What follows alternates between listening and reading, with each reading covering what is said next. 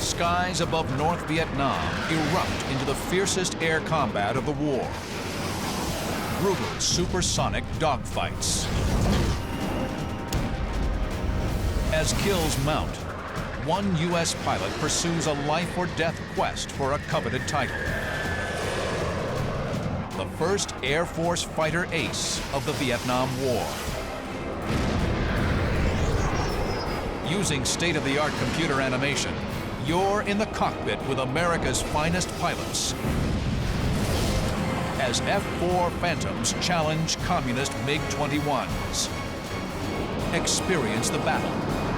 Dissect the tactics. Relive the dogfights.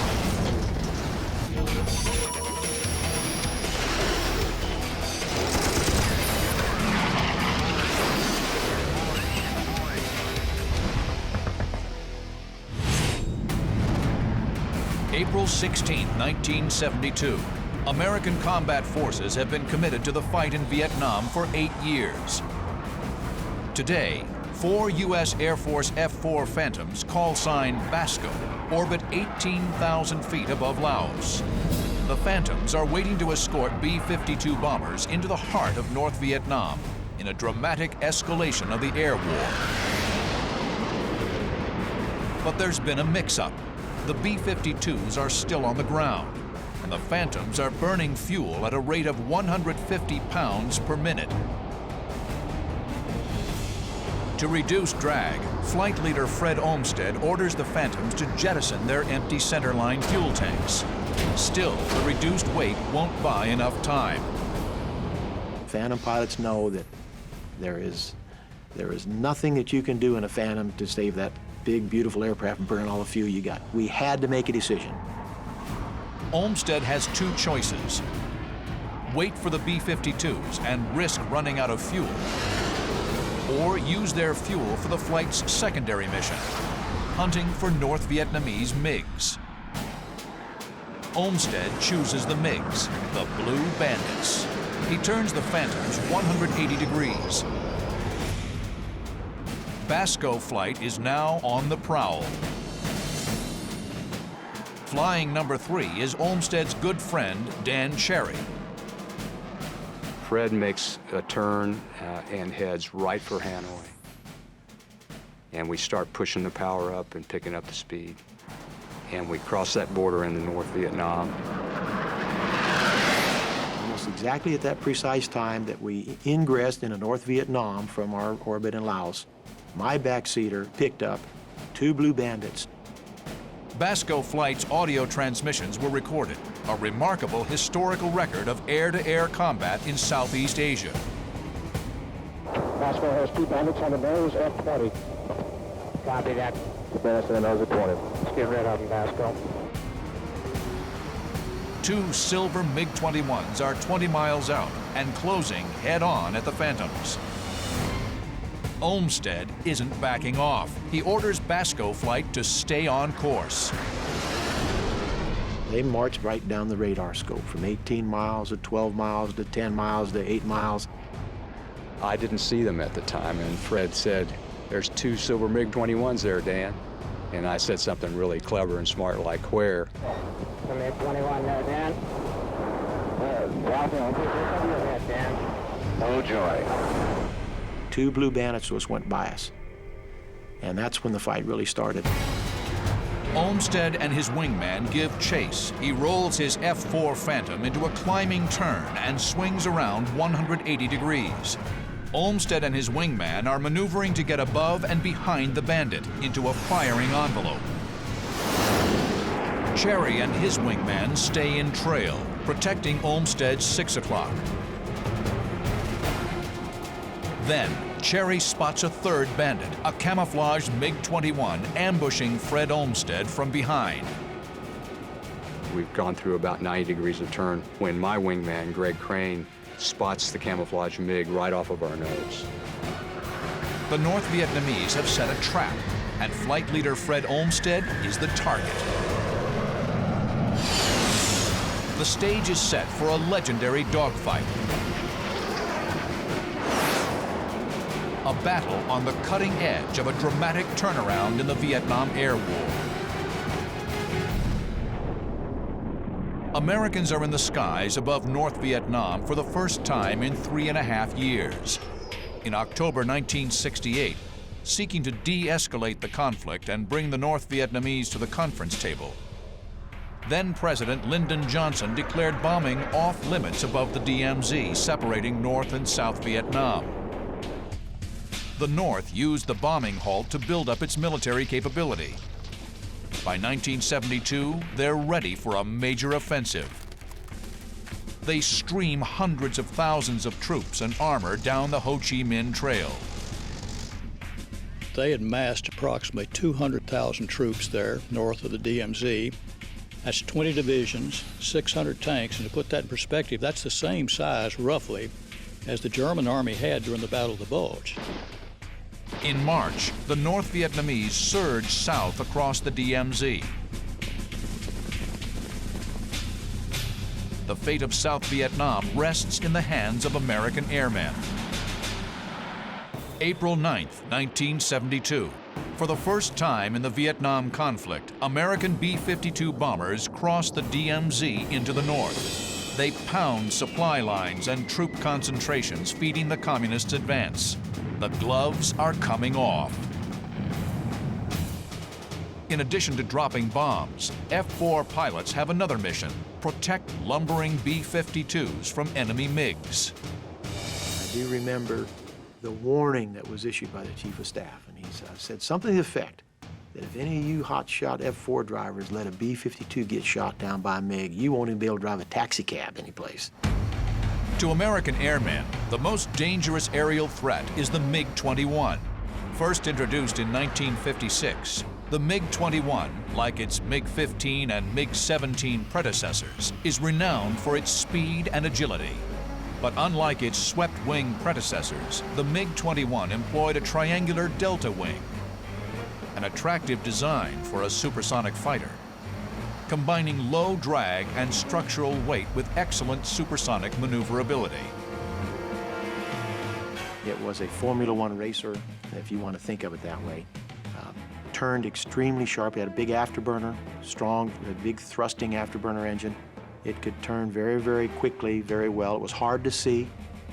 No real smoke, no smoking engines.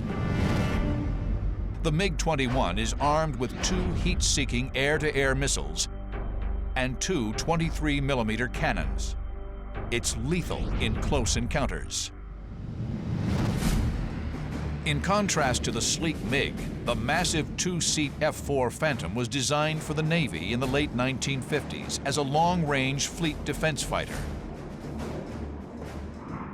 In 1962, it was adapted for the Air Force for both air-to-air and air-to-ground missions. The Phantom was armed with 4 long-range radar-guided AIM-7 Sparrow missiles and up to 4 short-range, heat-seeking AIM-9 Sidewinder missiles. It could also carry up to 16,000 pounds of bombs, rockets, and napalm.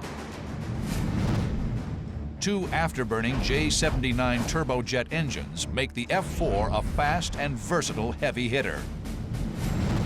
You'll never, ever, ever forget what it was like to start those big old J-79 engines up and add just a little bit of power and feel that big old Phantom taxiing out and shaking and rumbling. You just knew you had strapped on a very, very masculine piece of equipment. It was massive. It looked like a combat plane.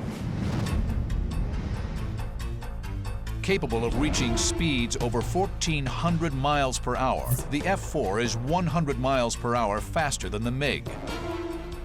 But the lightweight MiG, with its tight turn radius at high altitude, has the advantage in horizontal maneuvering, while the F-4's power has the advantage in vertical maneuvers. With American Phantoms and B-52s on the attack, North Vietnamese pilots respond aggressively. They abandon their traditional hit-and-run attacks. Now they turn to challenge the Americans. There's going to be blood in the sky. Fred Olstead and his wingman are in the middle of it. they've fallen for a trap and chased after 2 silver MiG-21s. A third camouflaged MiG-21 has jumped on their tail. MiGs sometimes used camouflage paint schemes for this kind of mission. Staying low with camouflage made it virtually impossible to see him when we're looking down in the jungle. The silver MiG-21s are here. Olstead and his wingman are here. The camouflaged MiG streaks in on their tail here, but he doesn't see Dan Cherry right behind him on his 6 o'clock. Cherry and his wingman streak forward and engage the MiG. I rolled out, saw him, and just headed right for him. And he broke left and went right into a cloud bank. 140 in the cloud, Ben. On our nose, Ben. Reverse back to left. Okay, went in a cloud.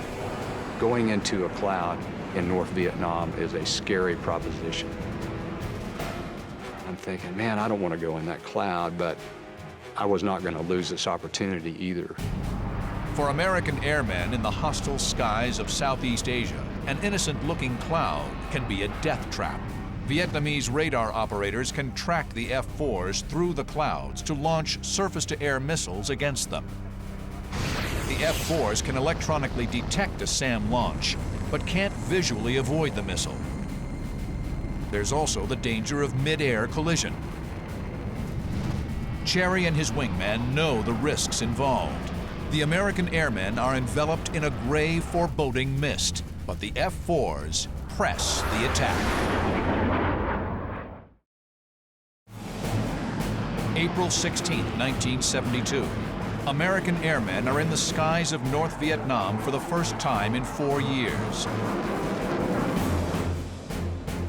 Dan Cherry and his wingman Baby Beef Crane have chased a MiG into the clouds.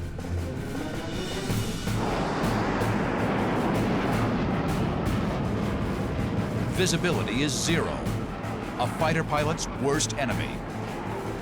The pressure is much too intense. Cherry aborts. I couldn't stand it any longer, and I said, I'm not staying in this cloud any longer, MiG or no MiG. So I'd look all around, and my wingman confirmed his position. So the feeling then was, we've lost this guy. Suddenly, Baby Beef calls out. MiG, 2 o'clock, 4,000 feet above, climbing right turn. It's a lucky break. The MiG bursts through the cloud bank right in front of him. Oh, we're right behind him now. We're right behind him. We're right behind him. Cherry peers skyward. The MiG has lost speed in his climb. He's directly in Cherry's killing zone. Cherry pitches his nose up, trying to gain a missile bump. His first MiG kill is right in front of him. Things seemed to slow down in their motion to where everything became really clear. Cherry gets good tone. The infrared seeker head of the AIM-9 Sidewinder growls in the pilot's headset when it gets a lock on. Cherry strains to see the missile track. Nothing. He quickly launches a second Sidewinder. Again, no missile track. The missiles have launched, but Cherry doesn't know it. The MiG's high G turn has defeated the missile's seeker head. I'm really angry. I mean, here's my whole life. I've never seen a MiG this close before. And I have this opportunity to get this guy, and I've got an airplane that's not going to work. Desperate, the MiG noses over into a spiraling dive. He's hoping that his tight turns will prevent Cherry from getting another lock-on. Cherry and his wingman kick over into a diving chase. From 25,000 feet, the 3 planes hurtle toward the ground. The Americans have the weight and thrust advantage. Baby Beef has nosed ahead in the dive. Cherry clears him to take the lead, rolling to the outside, making way for his wingman.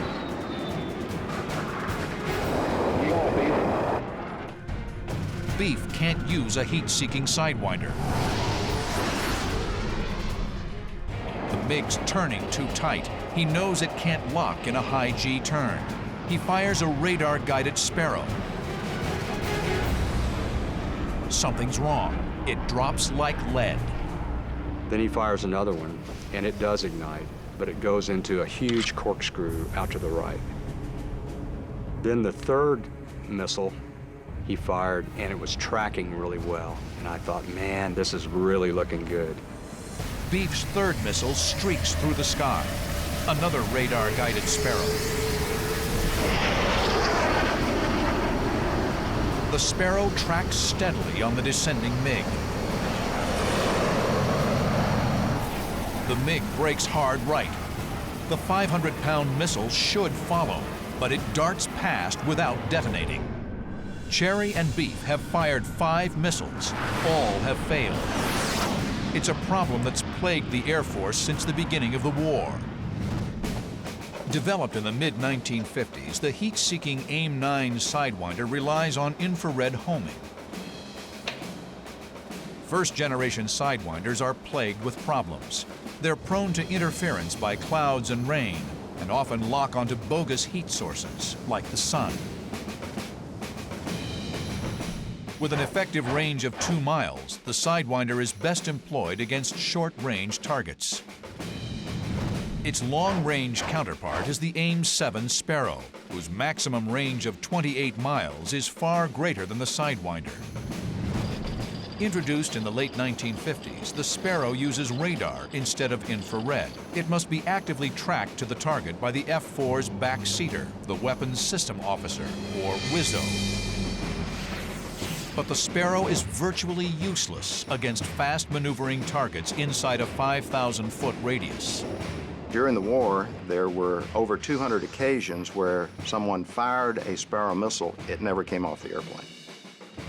Of the ones that did come off the airplane, the kill rate was 0.11. In other words, 11 out of 100 were victorious.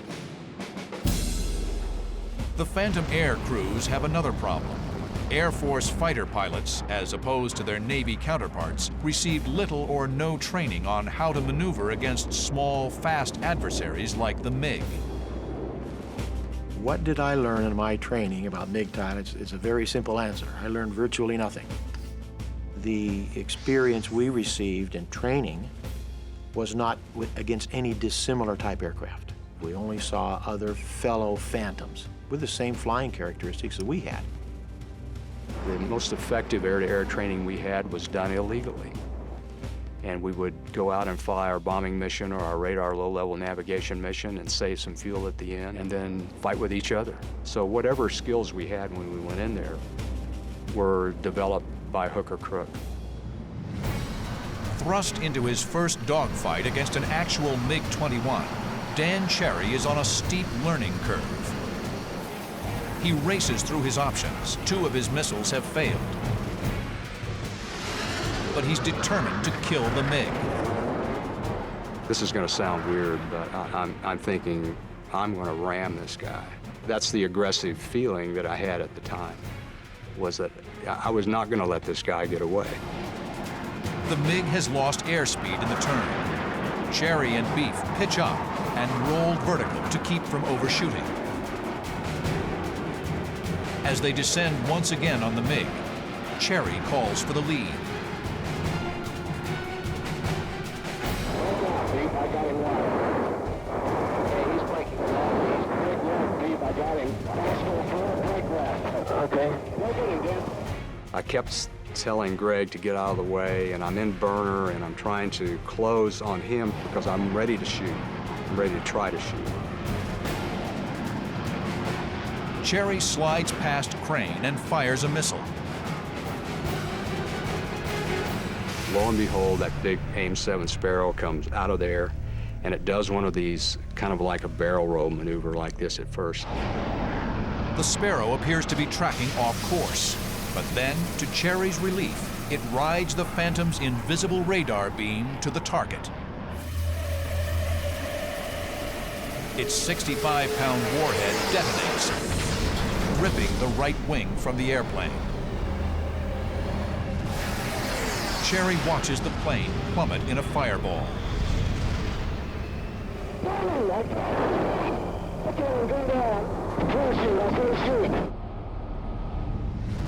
From the flames, the MiG pilot miraculously appears underneath his parachute. Cherry roars past his vanquished opponent.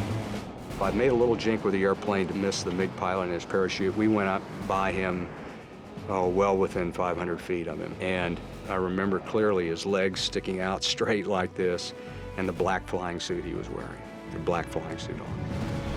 Dan Cherry has killed his first MiG. Roger, understand you got a kill on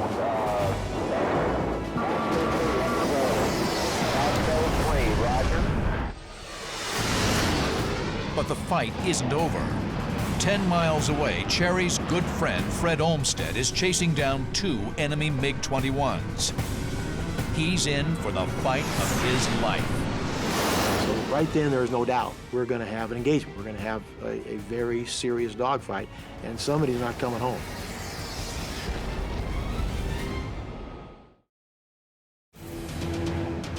April 16, 1972. F-4 Phantoms are dueling communist MiGs in the most intense dogfights of the air war. Fred Olstead is on the tail of 2 MiG-21s. The enemies streamline their fighters for battle. I then remember distinctly seeing silver objects coming down in front of me, and they'd pickle their centerline tanks. Then, unexpectedly, the lead MiG rolls inverted, diving earthward. And he was gone. He was out of the fight. That meant it was my airplane and my wingman against their wingman. Olstead and his wingman are here. The MiG leader has just bugged out, leaving his wingman to fend for himself. Olstead bores in for the kill. The lone MiG jinks down and into a left turn. A classic MiG ploy. He wants to lure Olstead into a horizontal fight where the more maneuverable MiG can outturn the Phantom. Once I saw that turn, I was confronted with a choice here, whether or not to try and turn with him and get the gun sight on him, or try and accomplish what I had learned in the past. And I said, I'm going to fight this guy in the vertical. I'm not going to get out there and try and turn with this MiG. Olstead pitches vertically, then rolls over into a dive. The move allows him to stay behind the MiG while keeping his airspeed up. He'll avoid a turning fight where his heavy Phantom will dissipate crucial airspeed or energy at a far greater rate than the lightweight MiG. It's an effective maneuver called lagging. I found that I could accelerate coming down because gravity was working for me, pull inside and use my increased energy to close the distance that way. Olstead and his wingman repeat the maneuver several times. The horizon tumbles as the planes jockey for position.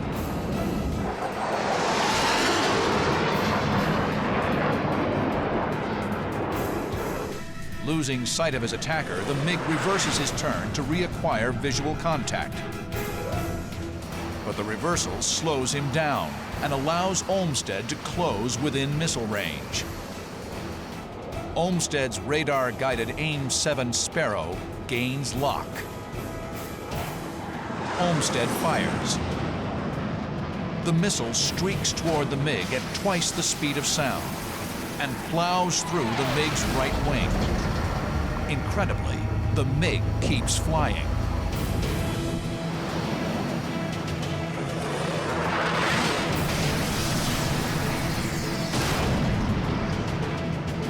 I don't know whether the missile only partially detonated or perhaps it was just the impact that absolutely sawed that wing off, but that's what I had. I had a MiG with about a half of a right wing and a spiraling left-hand turn at that time. Olstead presses the attack. He fires a second missile. It doesn't track.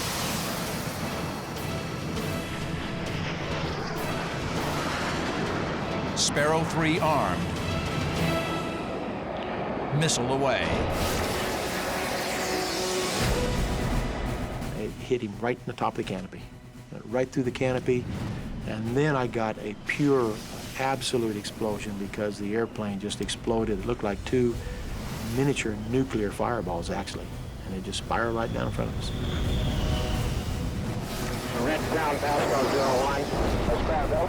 Scratch number 821. Fred Olmstead has kill number 2 for Basco flight. What began as an aborted B-52 escort mission has resulted in 2 confirmed MiG kills. In 1972, the North Vietnamese have less than 60 MiGs in their Air Force. Thanks to Fred Olmstead and Dan Cherry, they've lost 3% of their fighters. On the ground, the determined North Vietnamese continue their offensive. In May 1972, the bombing campaign intensifies dramatically. B-52 sorties are doubled, from 1,500 in March to over 3,000 in May. F-4s are employed for bombing strikes and strafing runs against North Vietnamese infrastructure and troop positions. The massive new aerial offensive is called Operation Linebacker. There were much greater numbers of aircraft involved. It was a massive campaign that probably did more damage in 2 weeks than the rest of the damage done in the entire war in North Vietnam. The strategic objective is to both blunt the North Vietnamese advance and to bring them back to the negotiating table in Paris. There's a renewed sense of purpose among the American airmen, including Captain Steve Richie. After graduating number 1 in his flight training class, Richie served his first tour in Southeast Asia in 1968. He then returned to the States, where he became one of the youngest flight instructors in Air Force history. In 1972, he returns to Vietnam. I don't think any of us felt like we could sit here and live this good life here in America while our friends and our colleagues were back in Vietnam. Steve Richie racks up his first 2 MiG kills in the opening weeks of Operation Linebacker, one on May 10th, another on May 31st. Richie is proving himself a skilled dogfighter. As Linebacker rolls on through June, Richie flies in support of dozens of strike missions.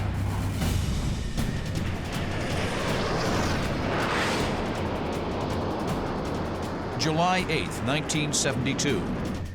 On routine combat air patrol, Richie will tangle with a flight of lethal MiG-21s and plunge into one of the most astounding dogfights of the Vietnam War.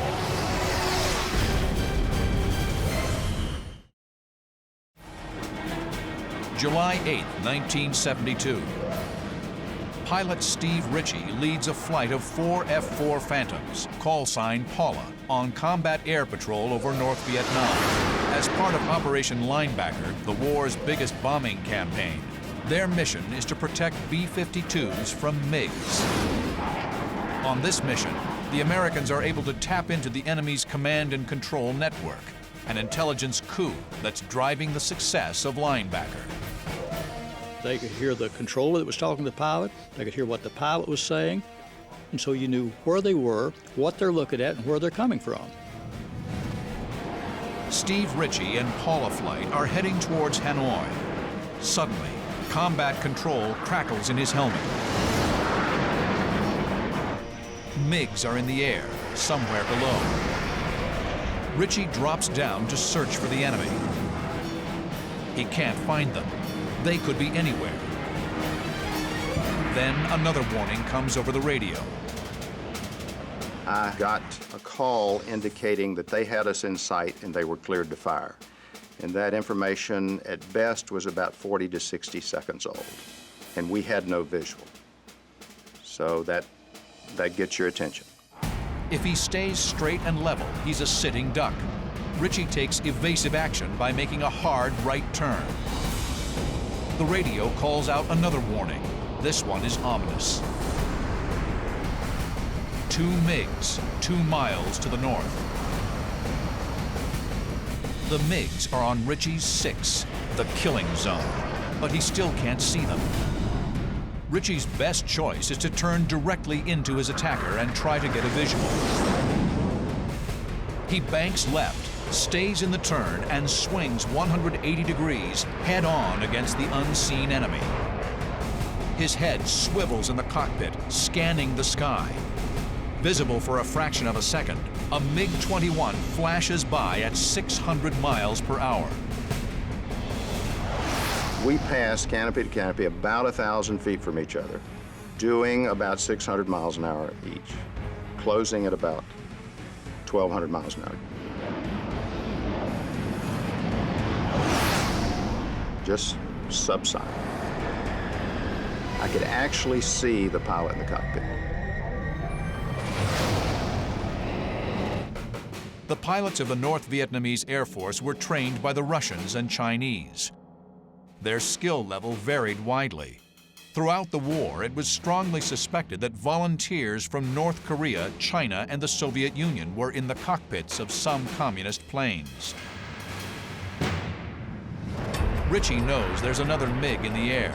They've split up, setting a trap for him. The first MiG has streaked past Richie. If he turns to follow, the second MiG will be on his 6, but Richie doesn't bite.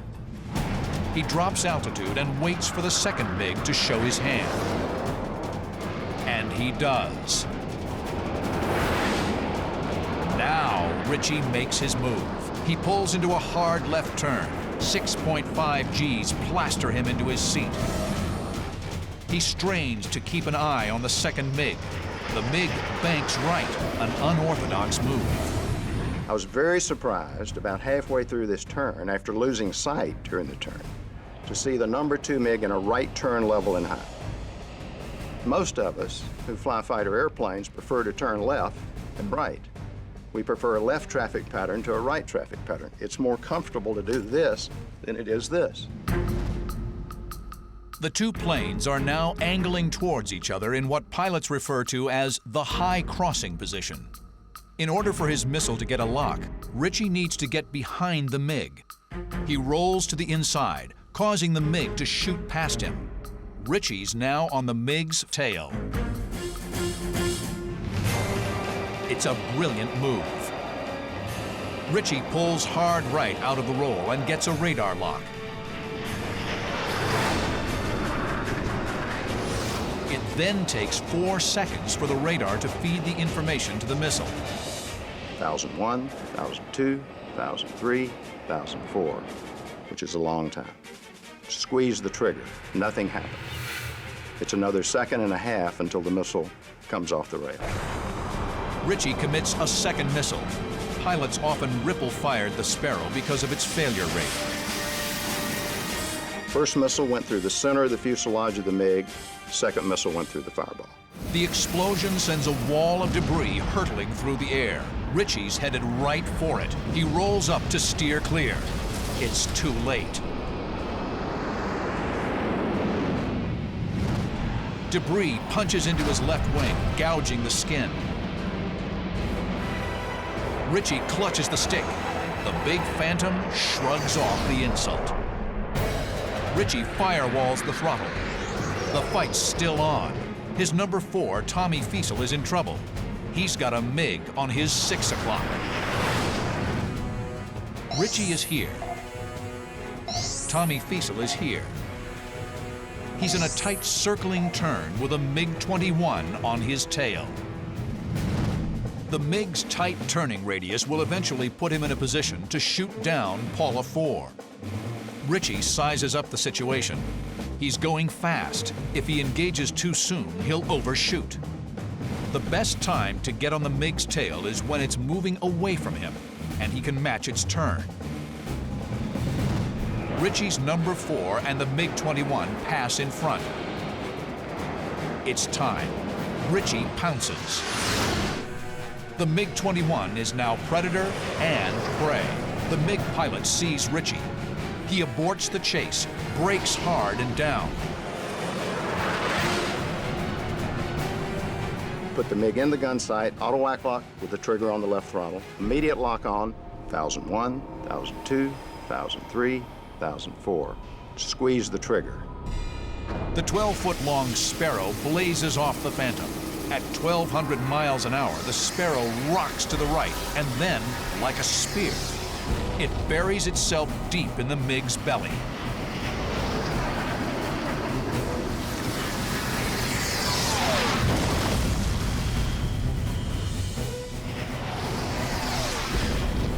In a stellar display of airmanship, Steve Richie downs 2 MiG-21s in just 1 minute and 29 seconds. Everything that I'd studied, learned, experienced, worked for 30 years, all came together and gelled in an instant in time. So it was by far the most perfect mission that I was ever involved in.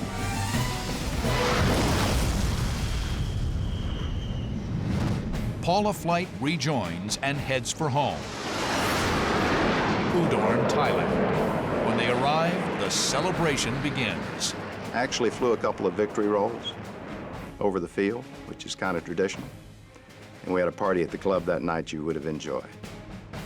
Steve Richie is on the cusp of greatness. He has tied renowned veteran pilot Robin Olds with 4 MiGs to his credit. Richie needs just one more kill to join the coveted ranks of American fighter aces. But the quest could cost him his life.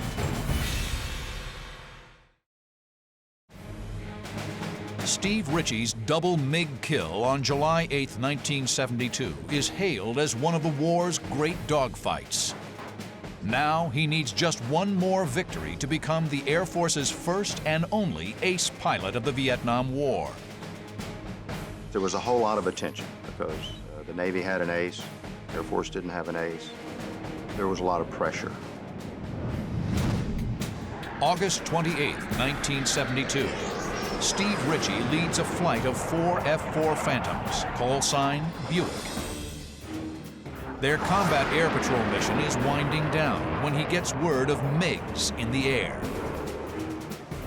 I was northwest of Hanoi, beginning to get low on fuel. Turns out MiGs were southwest of Hanoi and were being vectored back to Hanoi.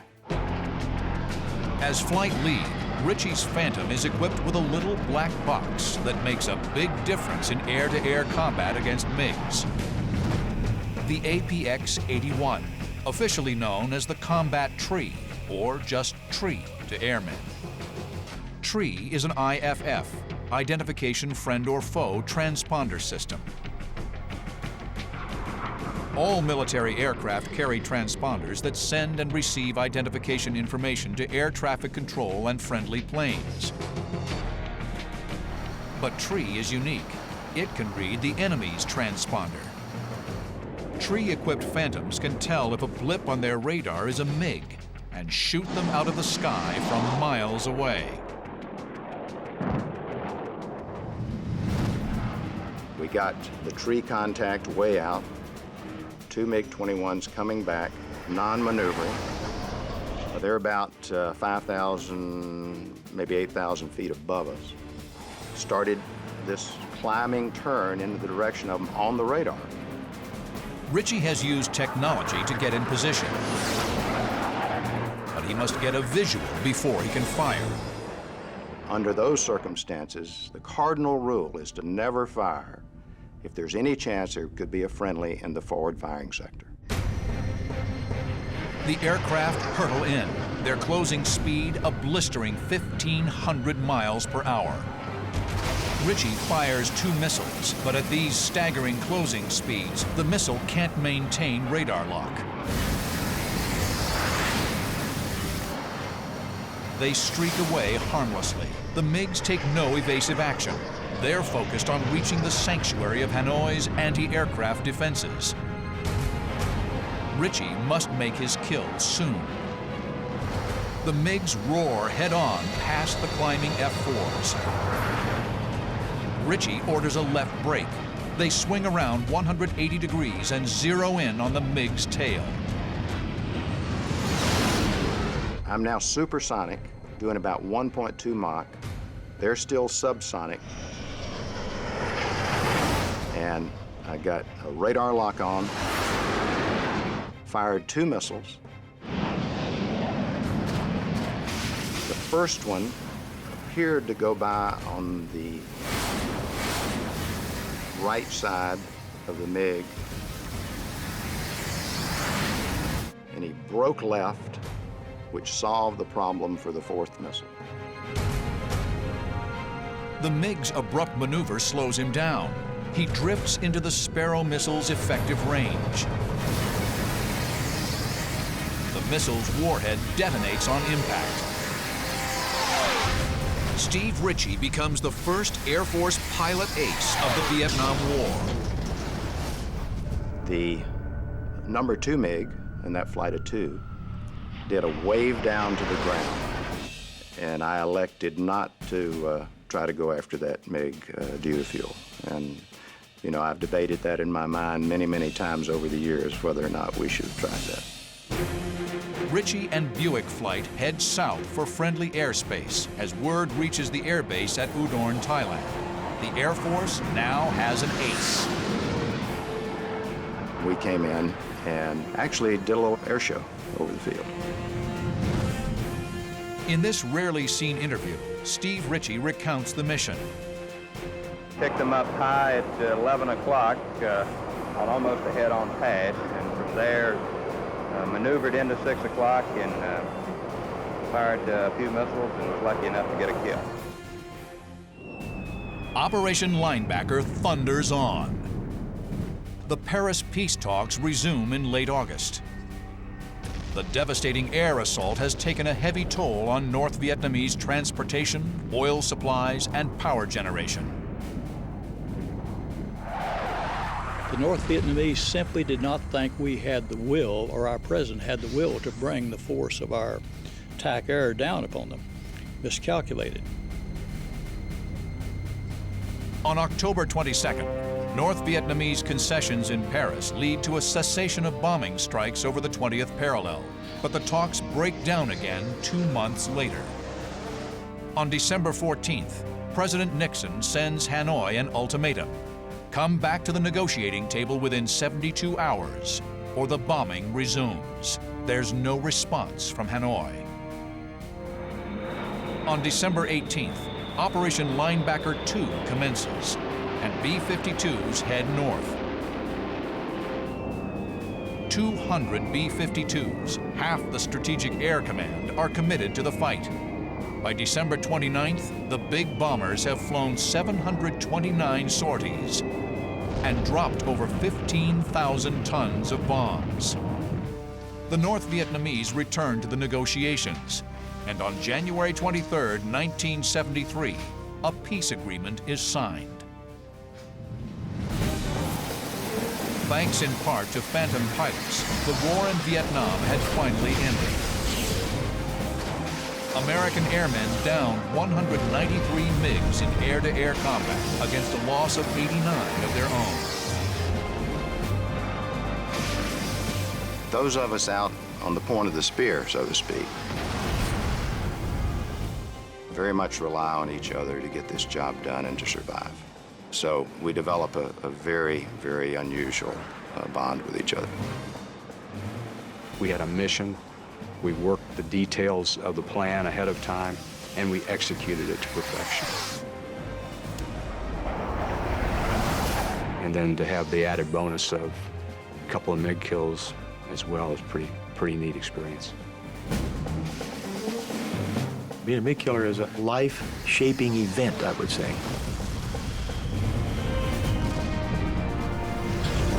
You feel honored to be part of a very, very elite group of fighter pilots, going back to World War I, World War II, Korea, you name it. And the men that can claim to have won aerial victories in dogfights, an illustrious group. So it is an honor and a privilege to be part of that group.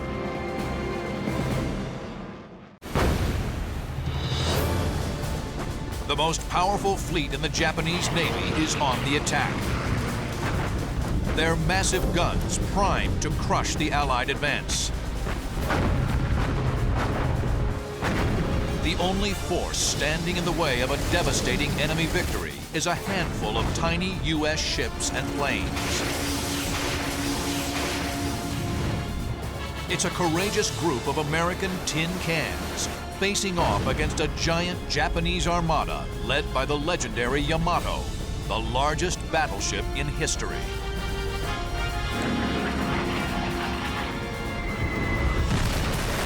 Through state-of-the-art computer animation, experience heroic stories of the sailors and aviators who faced the enemy onslaught and ensured the death of the Japanese Navy.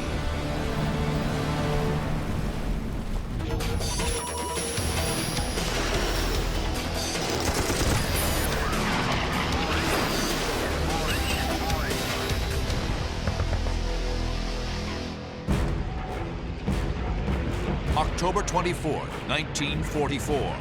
Fighters and bombers from aircraft carriers of the American Third Fleet are flying a vital mission. Search out and destroy the Japanese Center Force, the Imperial Navy's most powerful fleet.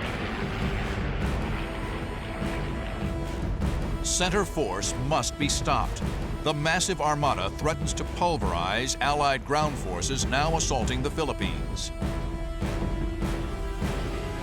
23-year-old Helldiver pilot Lieutenant Nick Fellner spots his prey.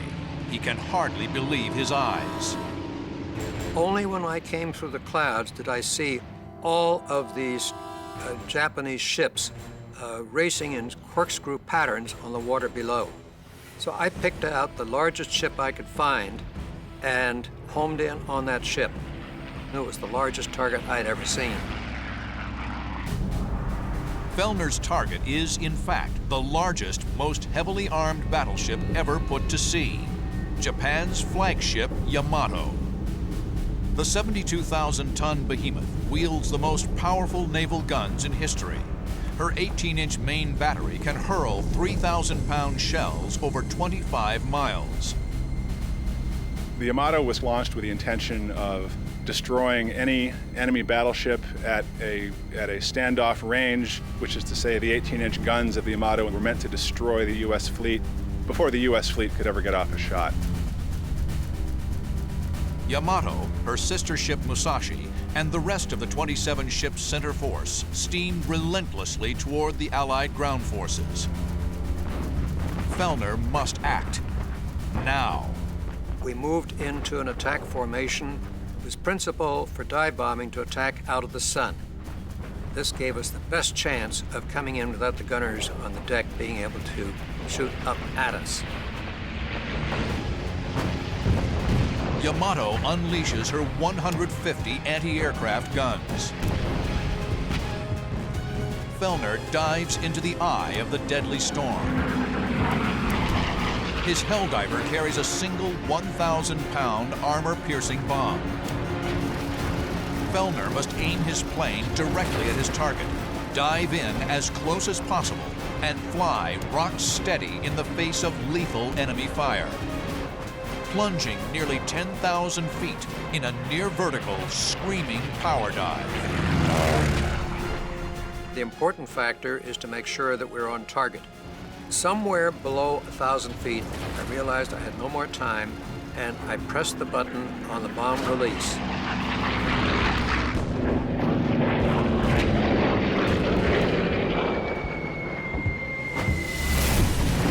At the last second, he yanks back on the stick, pulling out in a crushing 9G climb. He looks back at his target.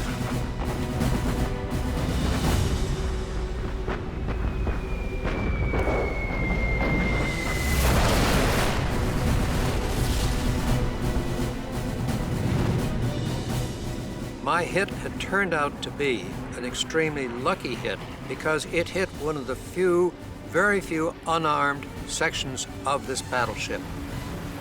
Fellner's bomb punches through the deck and detonates deep inside the ship. When it exploded below the water level, it caused 2 huge holes to open in the hull of the ship. 3,000 metric tons of water flooded into the ship.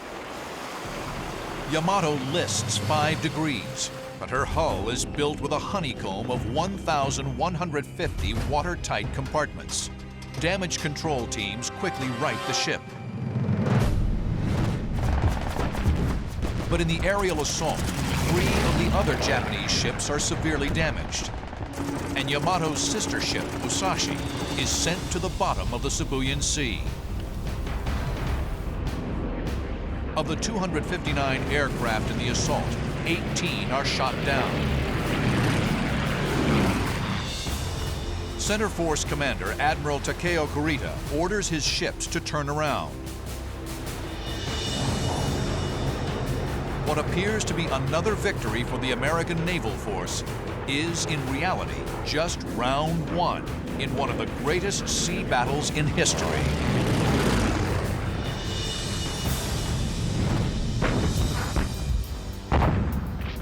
It's late in the war.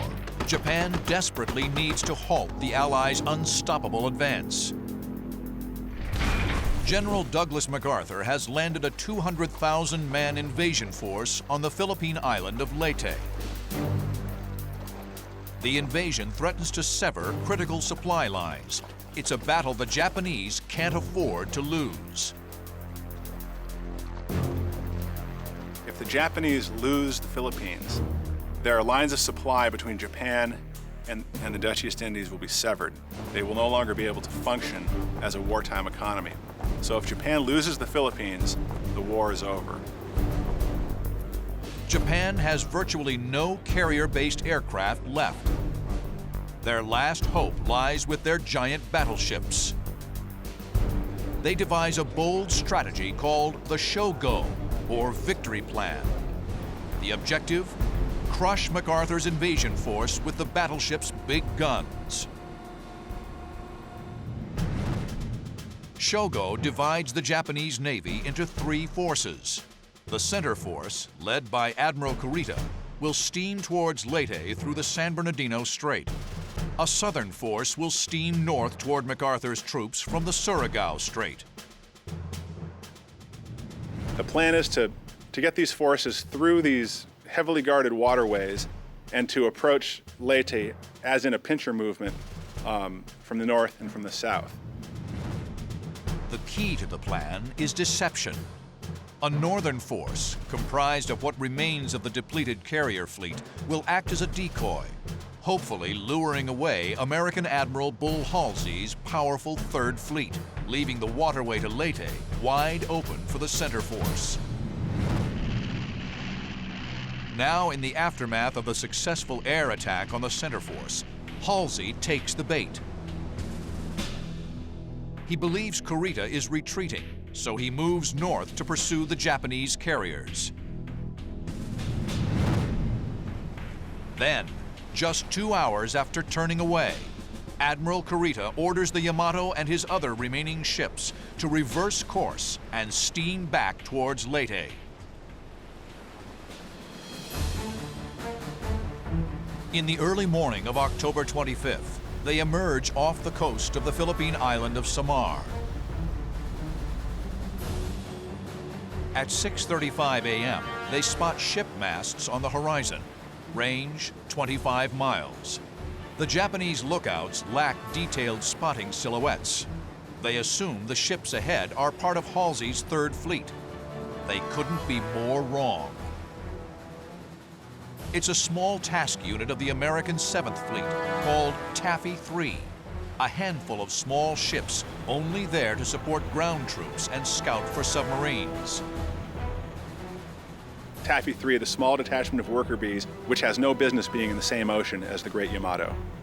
The last thing they ever expected, this small task unit, was to be thrown into action against a main Japanese battle force, but that's exactly what happens in the battle off Samar.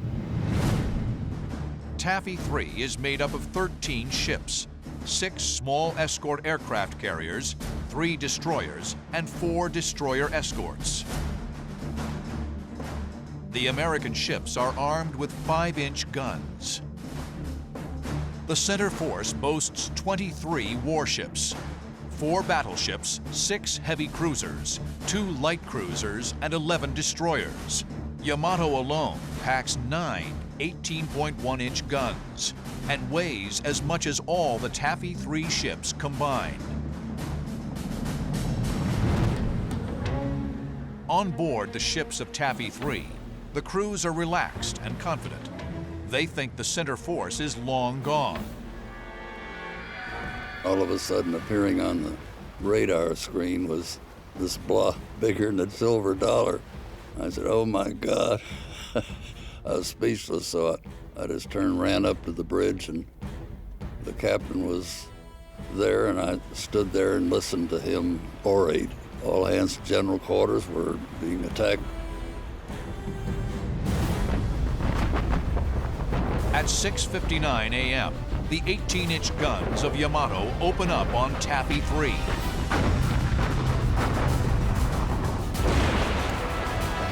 The stage is set for one of the greatest mismatches in naval history. A virtual David versus Goliath on the high seas.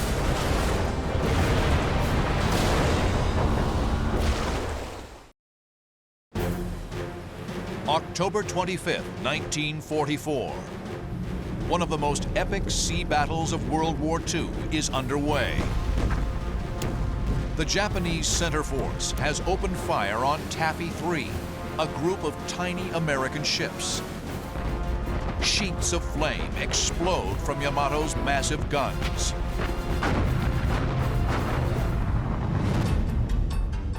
Kurita's ships are here. Taffy 3 is here, 20 miles to the southeast.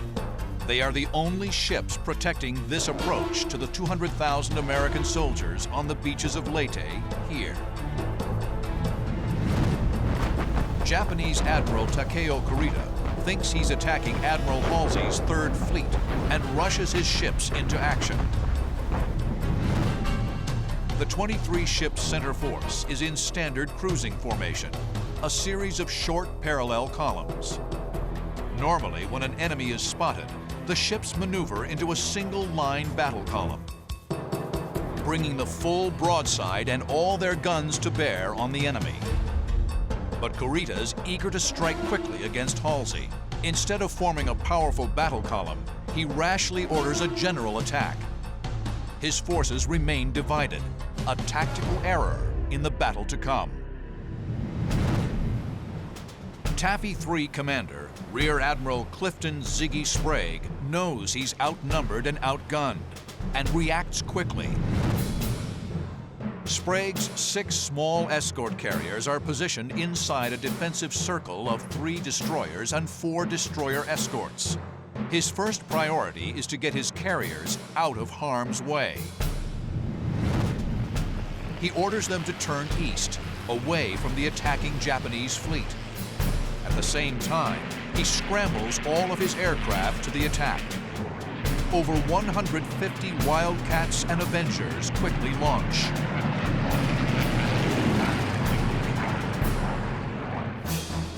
The destroyers and destroyer escorts lay a protective smokescreen. They use chemical smoke canisters and add fuel oil directly into their smokestacks. While masking the carrier's retreat, the maneuver exposes the destroyer force.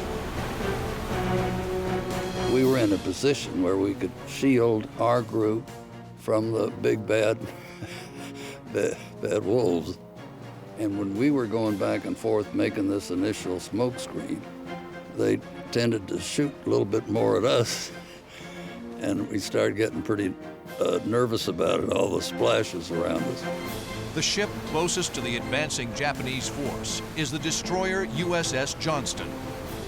Her captain, Commander Ernest Evans, is not about to let the enemy overwhelm them without a fight.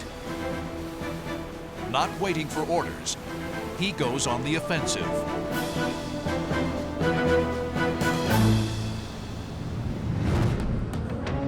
In what seems like a suicide mission, he orders flank speed, full left rudder. Johnston breaks defensive formation, and steams directly towards the enemy fleet. I'd talked to the captain, and the only thing I mentioned to him, please don't let us go down with our torpedoes aboard. I'd been in the Battle of Guadalcanal 2 years earlier, and that was on a destroyer, and we didn't fire any of our torpedoes. So I wanted to get those fired. He said, well, let's go ahead and make our torpedo attack. To get within range for an effective torpedo strike, Evans must close to within 5.5 miles. But the Japanese naval guns can strike at 3 to 4 times that distance. A single round from Yamato could kill everyone aboard Johnston.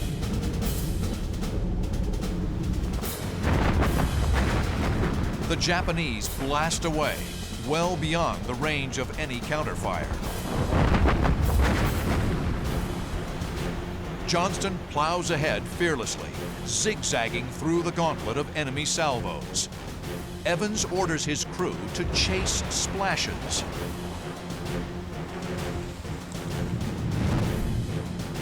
In this defensive tactic, the ship sets a course for the plume of water caused by an impacting enemy shell, gambling that the enemy gunners won't shoot in the same place twice. You head directly for it in the hope that he'll change his the settings on his either elevation or his training of the gun for the next shot. Johnston closes on enemy cruisers. Range 10 miles. Striking distance for her 5-inch guns. At 7:10 a.m., Johnston opens fire on the lead heavy cruiser Kumano. I don't think we can force through the armor siding of a cruiser, but we could rough them up a little bit and knock off some of their smaller gun crews and things like that.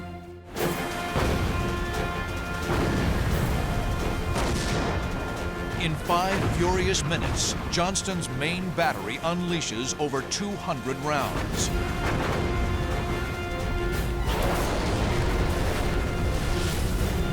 "54-pound shells explode on Kumano's bridge. Johnston races towards the giant enemy ship. Her torpedoes are ready. The Johnston is a Fletcher-class destroyer, designed for scouting and screening against enemy destroyers and submarines. Weighing just 2,100 tons, destroyers like the Johnston are nicknamed tin cans for their lack of armor. Kumano is over 6 times the size of the Johnston, over 2 football fields in length, and heavily armored from bow to stern. Johnston is slightly faster than Kumano, but Kumano's armament dwarfs Johnston's. The American ship's only hope is to skillfully target its 10 high-explosive Mark 15 torpedoes housed in the 2 launchers on her deck.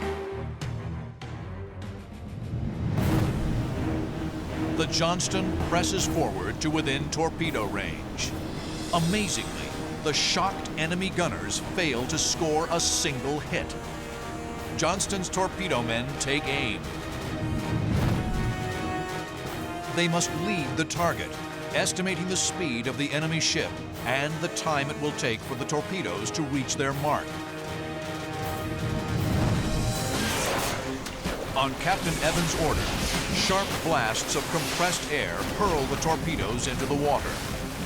Each one packs a powerful wallop, 825 pounds of high explosives. After firing, the Johnston maneuvers sharply away. At a depth of 6 feet, her torpedoes swim toward their target at 27 knots. Then, a powerful explosion. The Kumano is hit hard. The Kumano has her bow blown off by one of the torpedoes from the Johnston. She shears out of line, crippled, and a second cruiser, the Suzuya, pulls out as well to stand alongside. And so right off the bat, at the battle's outset, owing to Captain Evans' audacity in attacking alone, 2 of the 6 Japanese heavy cruisers are out of the fight in the first 10 minutes. But the Johnston's triumph comes at a price. she is now within 7 miles of the battleship Congo. Easy striking distance.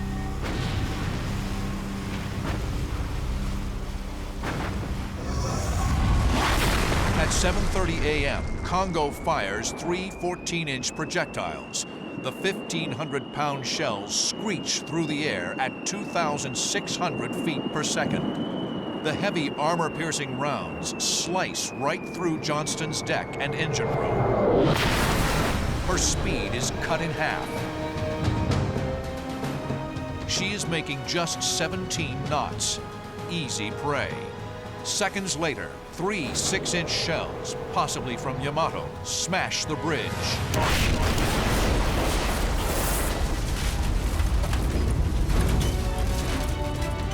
It just felt like the ship was picked up and shaken. Our mast main is snapped in two. I'm standing with my head out of the director, and I see this mast coming down. Complete chaos. The Japanese shells paralyze Johnston's electrically powered aft 5-inch gun turrets.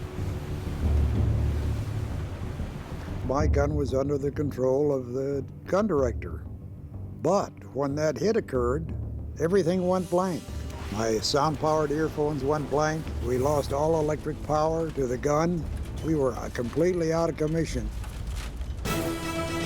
The decks are slippery with blood. Captain Evans suffers serious wounds, but will not relinquish control of the ship. Captain Evans is forced to abandon the bridge and to move to the aft steering station.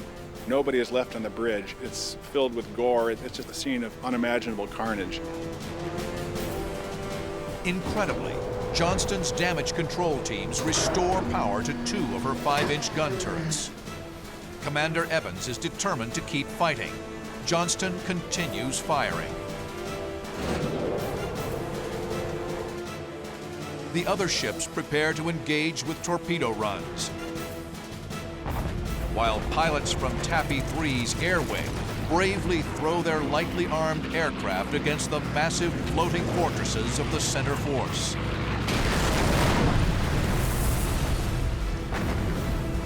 The battle that began as a mismatch is now an all-out brawl.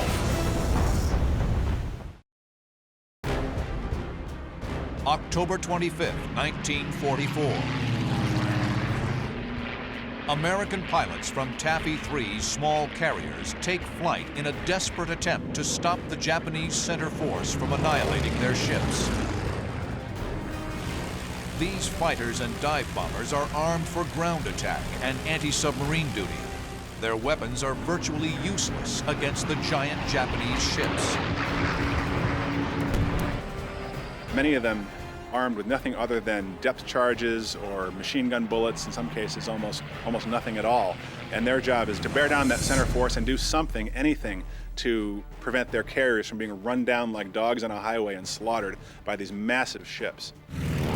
Lieutenant Richard Roby flies with a division of FM-2 Wildcat fighters from the escort carrier Gambier Bay. The 24-year-old pilot maneuvers his fighter through a maelstrom of flak. You don't get scared. You get scared afterward, not during. Roby noses over from 1,200 feet, strafing Japanese destroyers with his .50 caliber machine guns.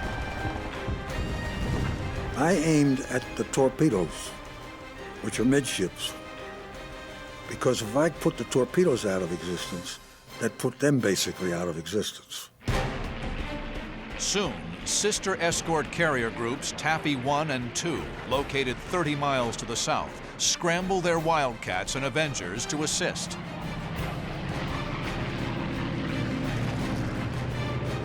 By 7:15 a.m., hundreds of Allied aircraft fill the sky.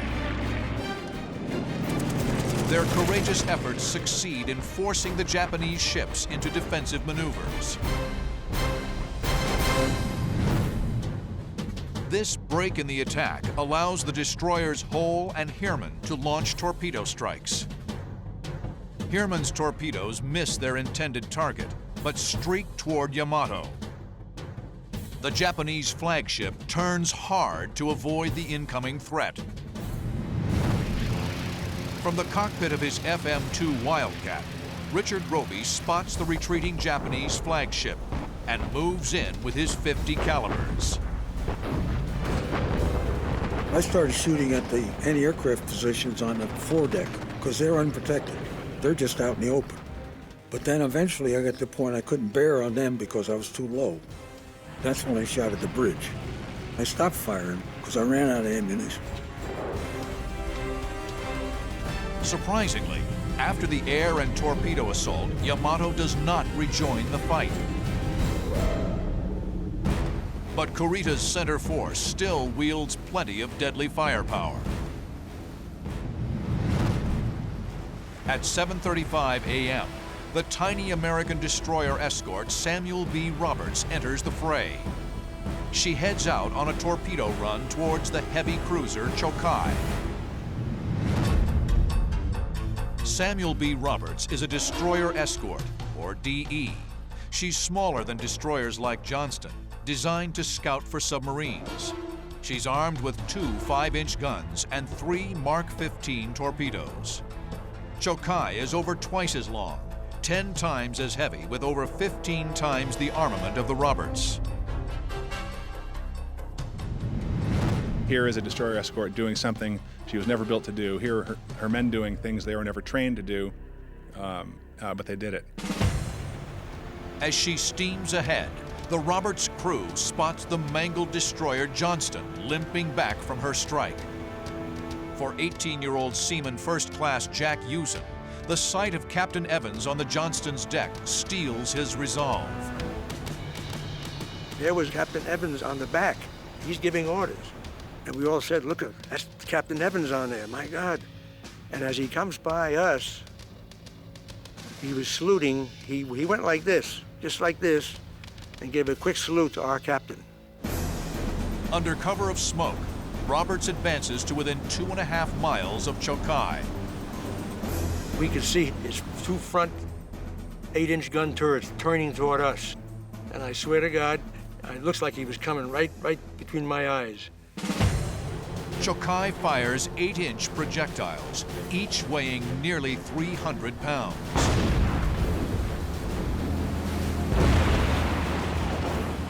But Roberts has moved so close, the Japanese cruiser can't train her guns low enough.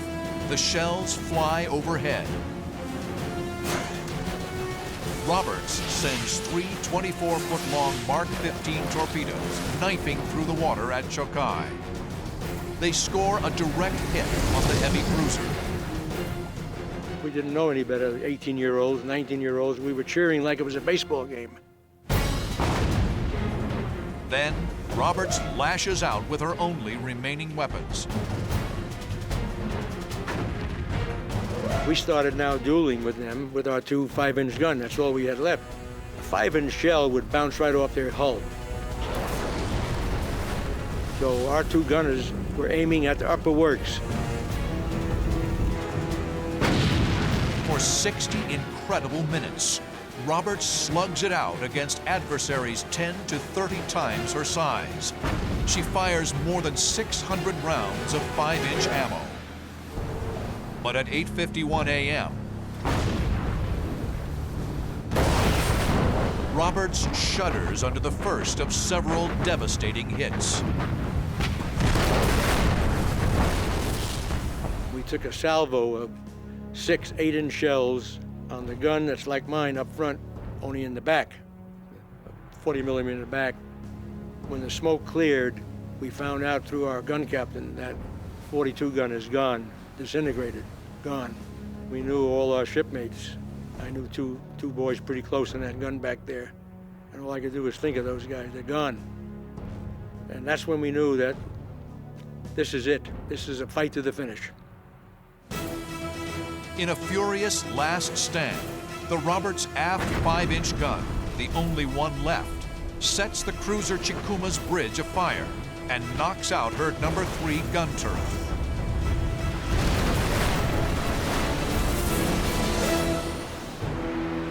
Moments later, 3 14-inch projectiles from the battleship Congo impact the Roberts. A 40-foot hole is ripped open on her port side near the waterline.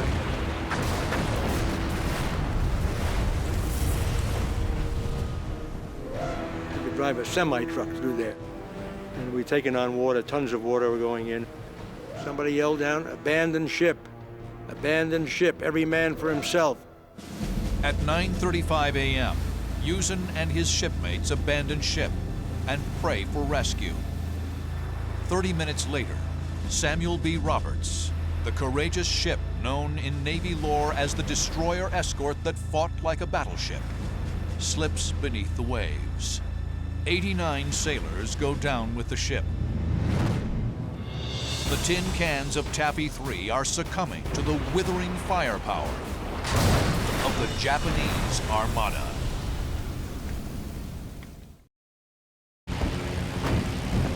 October 25th, 1944, 9 a.m. The battle to protect MacArthur's invasion force has been raging for over 2 hours. Despite the Americans' heroic torpedo attacks, the Japanese force inflicts serious damage on 3 of Taffy 3's small escort carriers. Now, the light cruiser Yahagi leads 4 destroyers on a torpedo run against the crippled flat tops. The only American ship in position to stop them is the battered USS Johnston. The Johnston opens fire with her few remaining 5-inch guns. Anytime we could get keyed in on something, we fired. And we kept firing as long as we could possibly could. Captain Evans orders Johnston to proceed full steam ahead, attempting to cross the T on the Japanese column. Crossing the T is a classic naval tactic, where a ship crosses in front of an enemy so she can fire all her guns, while the enemy can only fire its forward armament. But before Johnston can fully cross the T, Yahagi unexpectedly turns sharply to starboard. The destroyers follow. All of a sudden, they start turning one after another. Well, we had an idea then that something was up, and it was probably a torpedo attack. But their position was so bad that there was an element of doubt. The Japanese fire their torpedoes.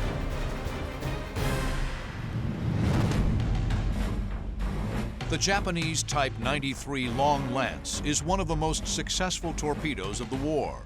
With a maximum range of 20 miles and 1,000-pound explosive charge, it could sink a warship with a well-placed hit. As with all torpedoes, speed, range, and running depth must be preset. But the Johnston has caused the Japanese to fire prematurely, before making proper adjustments. The torpedoes miss their mark. Again, Johnston has saved the carriers, and again, she pays the price. The 5 Japanese ships bear down on the lone destroyer. Johnston staggers fire among her attackers in a desperate but futile attempt to stave off the inevitable. At 9:10 a.m., a deadly fusillade rakes the ship. The early turning point was the gun 52 was hit, which was right and direct to the bridge. Well, it killed practically everyone in there, set 5-inch ammunition cases on fire, clouds of smoke. Finally, Johnston's damaged engines falter and quit. She's dead in the water.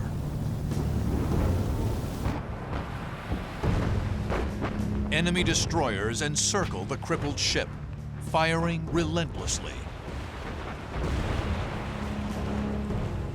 The ship was just taking so many hits that they couldn't patch the holes fast enough, and just impossible to keep her afloat.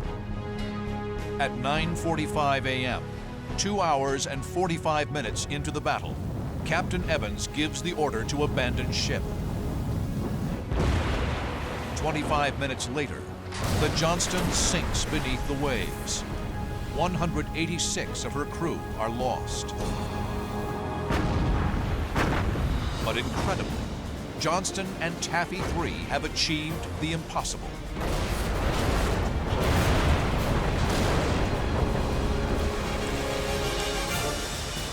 Admiral Kurita has signaled the 20 undamaged ships in the center force.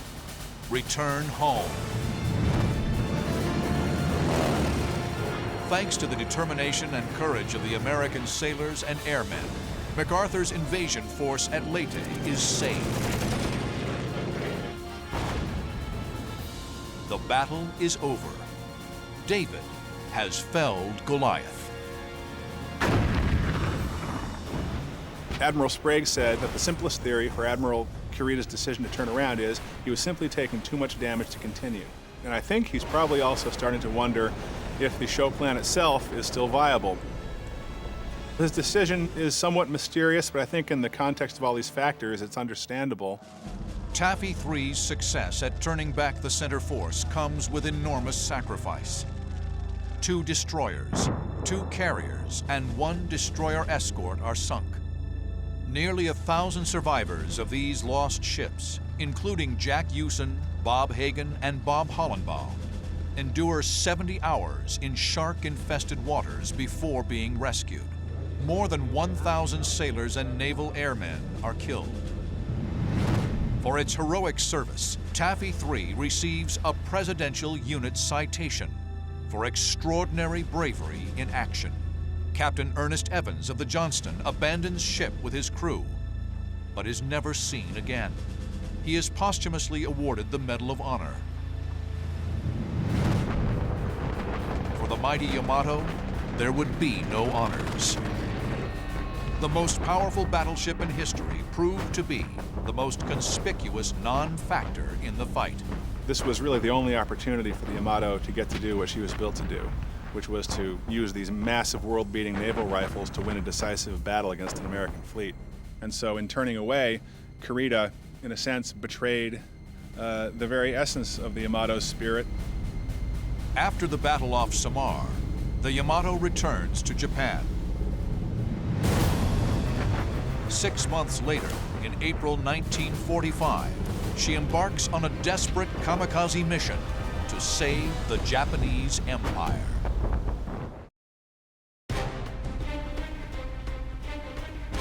April 6, 1945, the Imperial Navy launches a final desperate mission in the Pacific, Operation Tengo, meaning Heaven Number 1. The Tengo plan is the naval incarnation of the kamikaze. This was a one-way suicide mission led by Yamato to speed down from the home islands and attack the American anchorage at Okinawa. If they lose Okinawa, the U.S. will have the staging base it needs to attack the southern home islands. And so this is really a crucial moment. Yamato and her screen of 9 cruisers and destroyers are spotted by U.S. submarines south of Kyushu Island.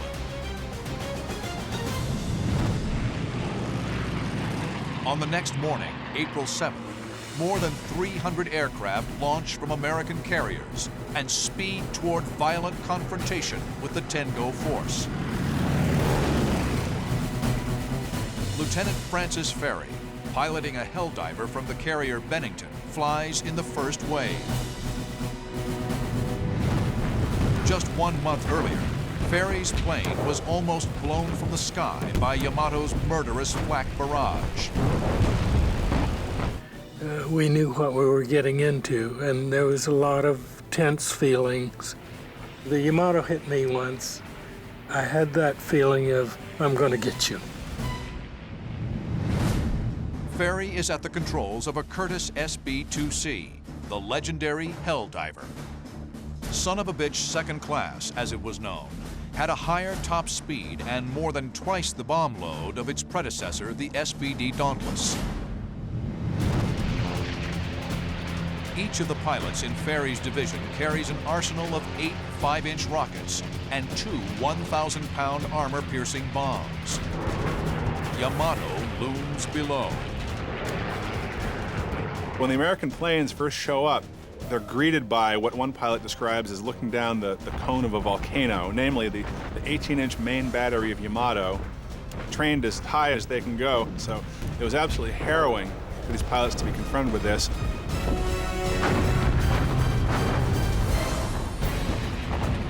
At 12:20 p.m., Ferry pushes over from 3,000 feet, using his guns to draw a bead on the target. I used my 20mm cannons to help me aim because I had tracers. And if the tracers were flying straight, then I knew I was flying straight. I could see my tracers going into the Yamato, and I dropped both the 8 rockets and the 1,000-pound bombs at the same time. Ferry's bombs strike aft of the battleship's superstructure.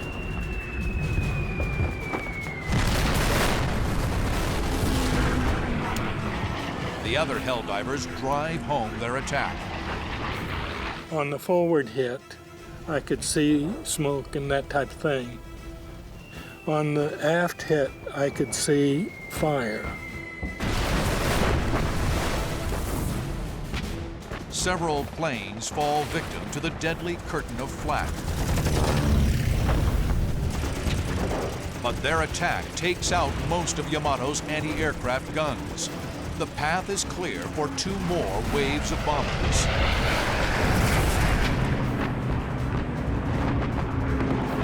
Her gun directors are knocked out of action.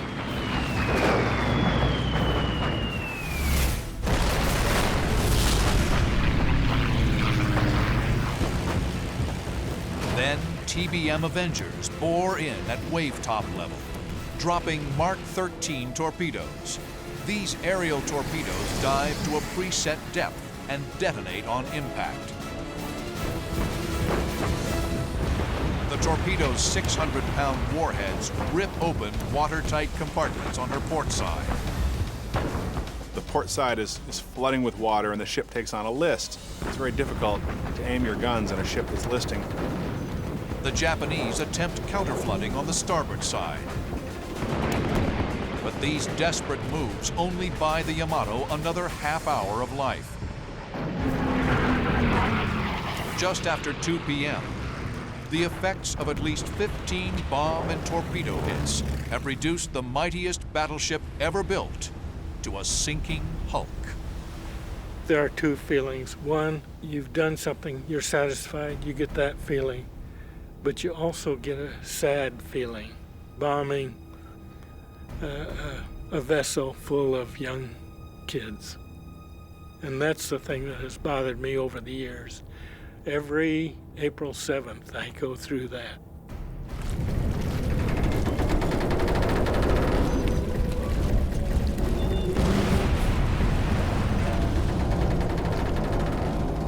At approximately 2:30 p.m., Yamato goes down with about 2,500 officers and men. Only some 270 survivors are pulled from the sea. But the pride of the Japanese Navy will not go quietly to her watery grave. Before slipping beneath the surface, her powder magazine detonates.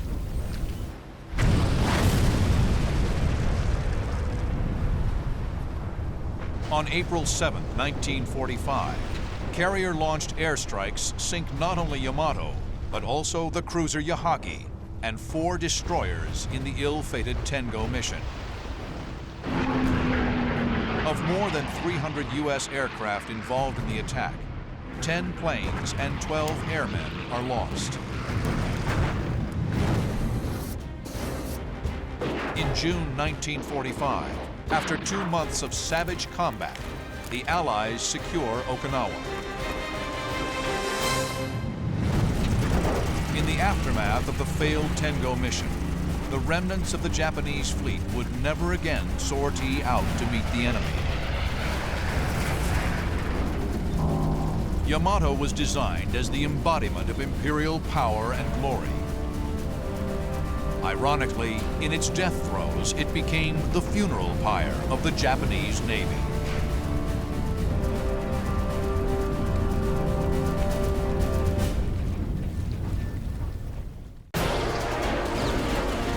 devised in desperation, developed in the shadows, designed to devastate the enemy.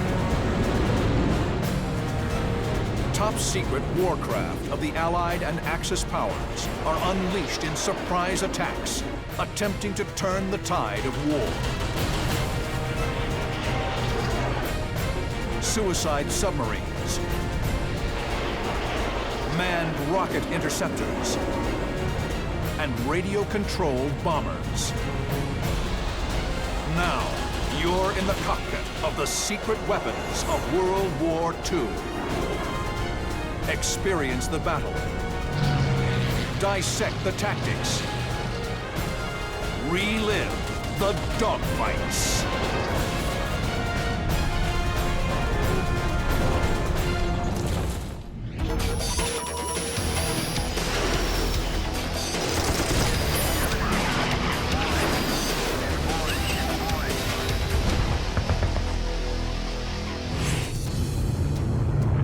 August 24th, 1944.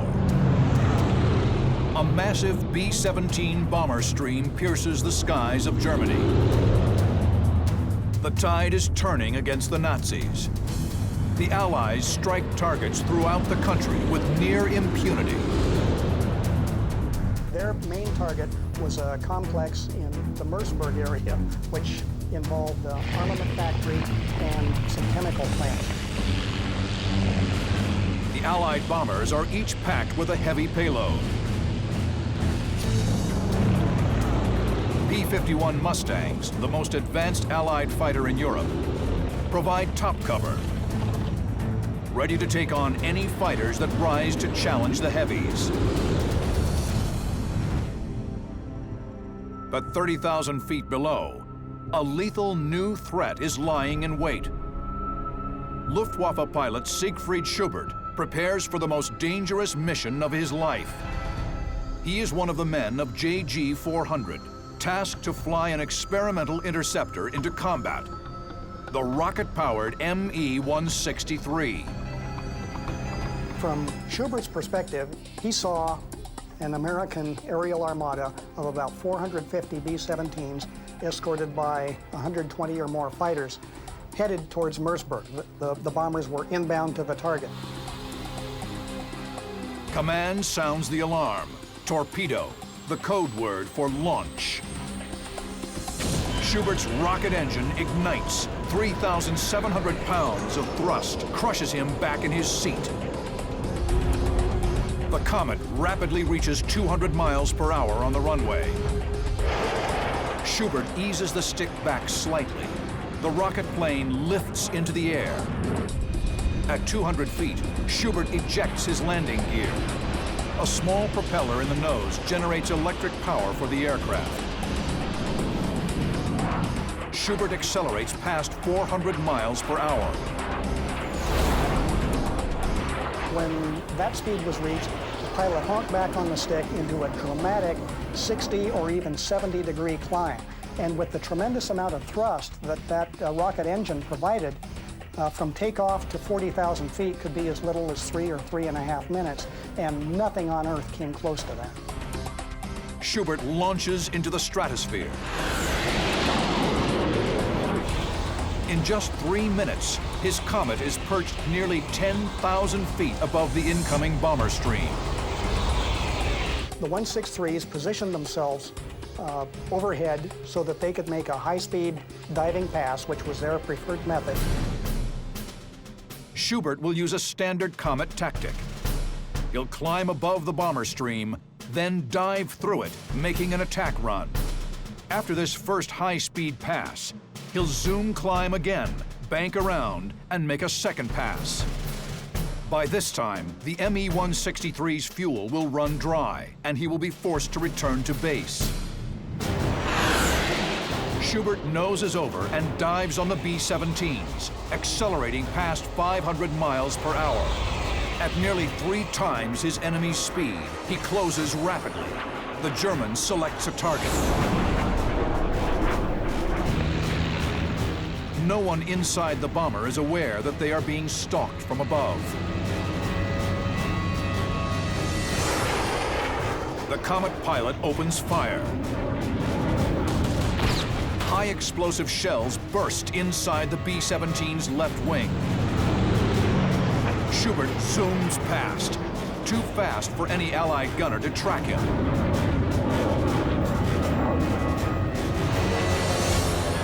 His victim lurches, dropping out of formation.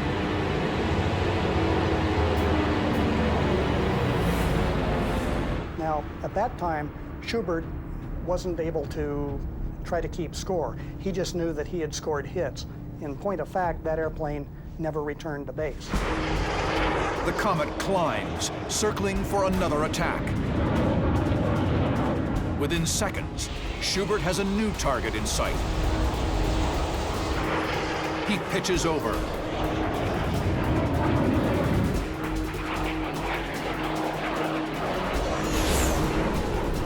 Schubert's heavy cannon pummels another flying fortress.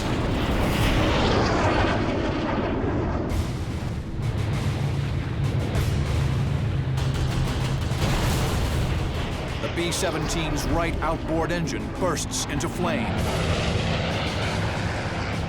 That airplane went into an uncontrolled spiral and blew up in midair. So there was no doubt that that was a confirmed kill.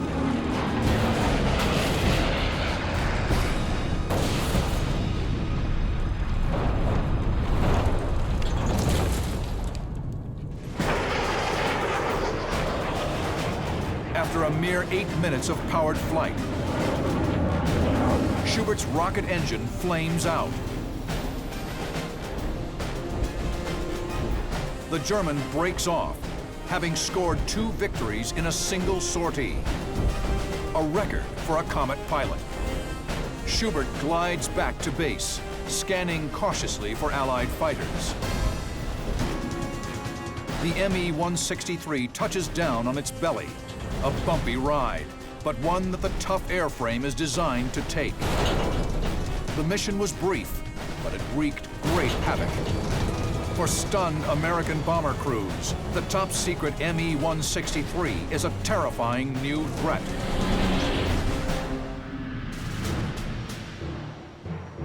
The design that became the rocket-powered Me-163 started as a glider in the 1930s. The Me-163, stubby little thing with a lot of wing for an airplane that small. And that was really the reason that the 163 was developed in the first place, to test that wing and airframe configuration. But at some point, around 1941, some German engineers got the bright idea, suppose we put a rocket engine in this machine and see what that does. The top-secret design was meant to supply the Luftwaffe with a cheap, short-range interceptor that could unleash lightning-quick attacks on Allied bombers. An interceptor is a short-range, direct contact weapon with a pilot, and their only mission in life is to take off, engage enemy aircraft, and get back down to the ground. A Walter rocket motor was selected for testing. The engine was a technological marvel. Reaction chemicals were first mixed in a steam generator, which powered the primary fuel pump. This pump drew more reactants from the fuel tanks, carrying them to the combustion chamber, where they were mixed and ignited to produce thrust. The engine's main drawback was the extreme volatility of the fuels. What it was, you had the T-stop and the C-stop configuration. T-stop was nothing more than a high concentration of hydrogen peroxide.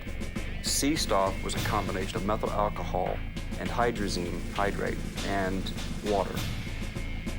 Separately, in 2 separate containers, they were harmless compounds.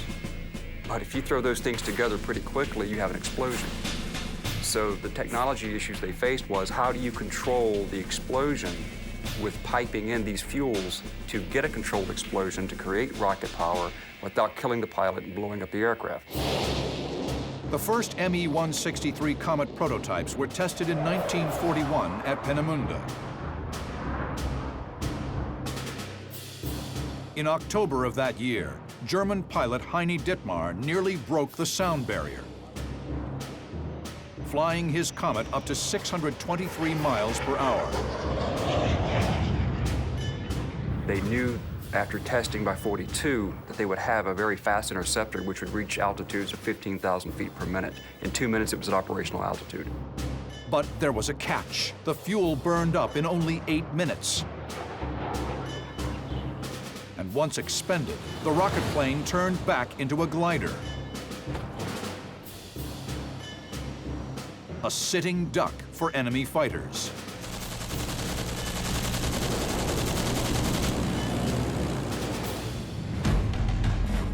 The definitive version of the Comet, the ME-163B, was combat-ready by mid-1944. The aircraft was tiny in comparison to other fighters in the air, basically consisting of wings and an engine. It was merely 18 feet in length, roughly half that of a P-51. Both wing roots housed extremely heavy armament, 30mm Rhein-Borsig Mark 108 cannons. A few well-placed shells could knock out a heavy bomber.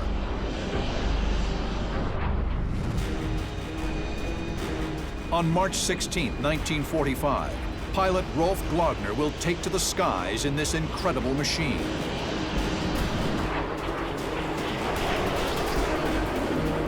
While attacking a formation of B-17s,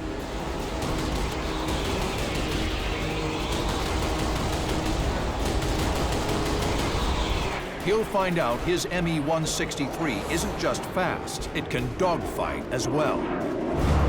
In a thrilling head-to-head matchup with a British Mosquito,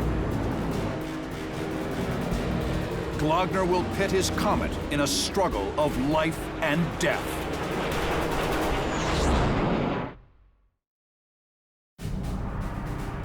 March 16, 1945. JG-400 pilot Rolf Glogner straps into the cockpit of an ME-163 Comet. Ich hatte Einsatzbereitschaft. I was on call, and then on sitting call, where you were inside the cockpit in case things had to happen quickly. Schnell gehen muss, ja. The fuel on board is so unstable that Glogner must wear a protective suit. Wir hatten für scharfe Starts hatten wir die Asbestkombination. We wore asbestos suits and long gloves in case the fuel spilled in an accident. We were completely covered. Also, falls mal If the fuel came into contact with your skin, it burned. Unfallüberschlag oder was, ja, And normal cloth would have burned immediately. explodieren sollte, ja, dass wir, denn wenn das auf die Haut kam, It was dangerous. ja, oder auf Stoff, normalen Stoff, ja, den hätte man sofort gebrannt. Ne? Das war das Gefährliche. The corrosive fuel is but one of the many dangers facing the Comet pilot. If he didn't blow up, if he didn't get shot down, and if he didn't die and explode on impact landing, then he had to look forward to doing it all over again. Suddenly, the German flak gunners cease fire. The alarm is sounded. Allied bombers are passing overhead. It's up to the Comets to try to stop them. Glogner lifts off, ejects his landing dolly, accelerates to over 400 miles per hour.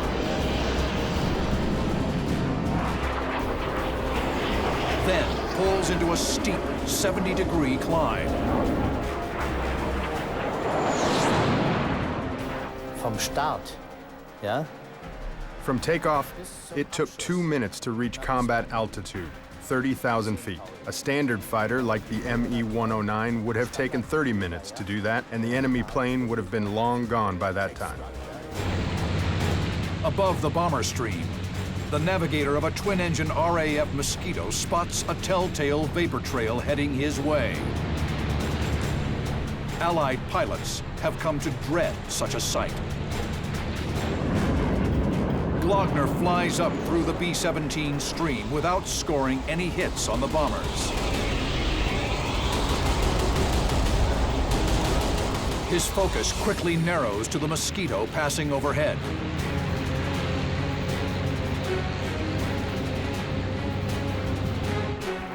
On this day, Glogner will see how his ME-163 stacks up in a dogfight. The Mosquito's lightweight wooden frame was powered by twin Rolls-Royce Merlin engines. The aircraft was known for its speed and its hard-hitting combination of 20mm cannon and 30 caliber machine guns. The ME-163 is far faster than the Mosquito and surprisingly maneuverable in a turning fight. But the Mosquito has much better armament and can absorb more punishment. Glogner is here. The Mosquito is here. The Mosquito pilot will turn into Glogner, hoping to get a shot while the Comet is still in the climb.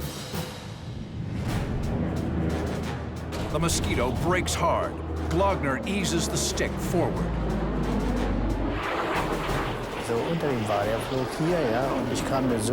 When I was underneath him, he dropped his wing tanks and he almost hit me. But they passed right by the tips of my wings. That would have been terrible. I got lucky. Das wäre böse gewesen, wenn auch Sprit drin gewesen wäre und so weiter. Aber Glück gehabt. Glogner banks left to get onto his enemy's 6 o'clock. So as he banks and rolls himself, he sees the Mosquito pilot trying to turn tight to get him. The engagement has turned into a classic circling fight. Both pilots turn as tight as their planes allow. Aber ich hatte ja die W-163 war ja so wendig, ja, die konnten wir auf dem Teller. But I had the ME-163 and it was so agile. So that's how I was able to shoot him. I shot the right engine and then it went down and disappeared. Verschwand er.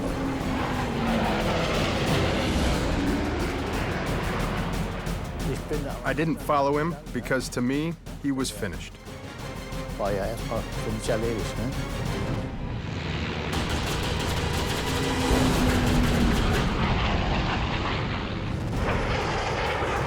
Just then, Glogner's fuel runs dry. He won't get the chance to attack any bombers. And with more Allied fighters in the air, survival becomes top priority. Glogner glides back to base. All Luftwaffe pilots began their training in gliders. And therefore, when a 163 pilot took off and had burned that 7 or 8 minutes of rocket fuel getting to altitude, every takeoff meant it was going to be an unpowered landing, and therefore the early glider training that each pilot had was a definite benefit. Glogner safely belly lands the Comet, having scored a rare fighter kill for the rocket interceptor. The Comet went on to shoot down a total of 16 aircraft. Its main achievement was instilling a sense of fear of German technology in the minds of Allied pilots. They just did not know what else was out there. If they had the 262 jet, now they have this thing here, what else do we have to look forward to? What other nightmares are waiting for us?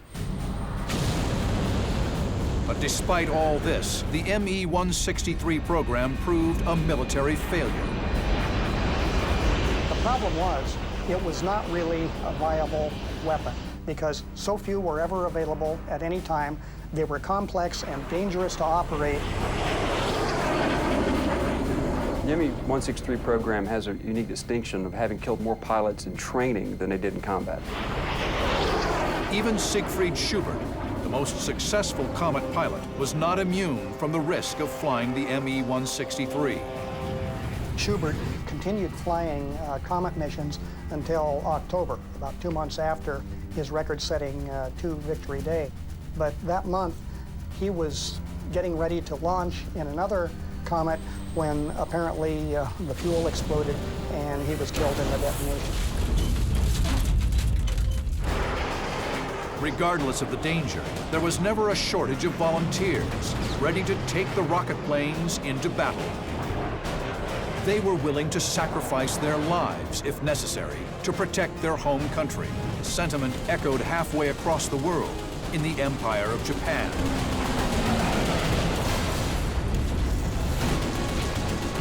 At the end of the war, the kamikaze terrorized the American Pacific Fleet.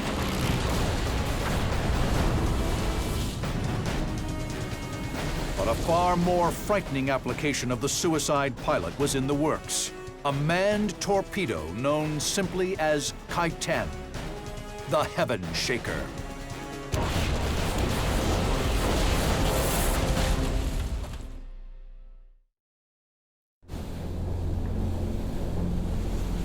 November 20th, 1944, 4 a.m.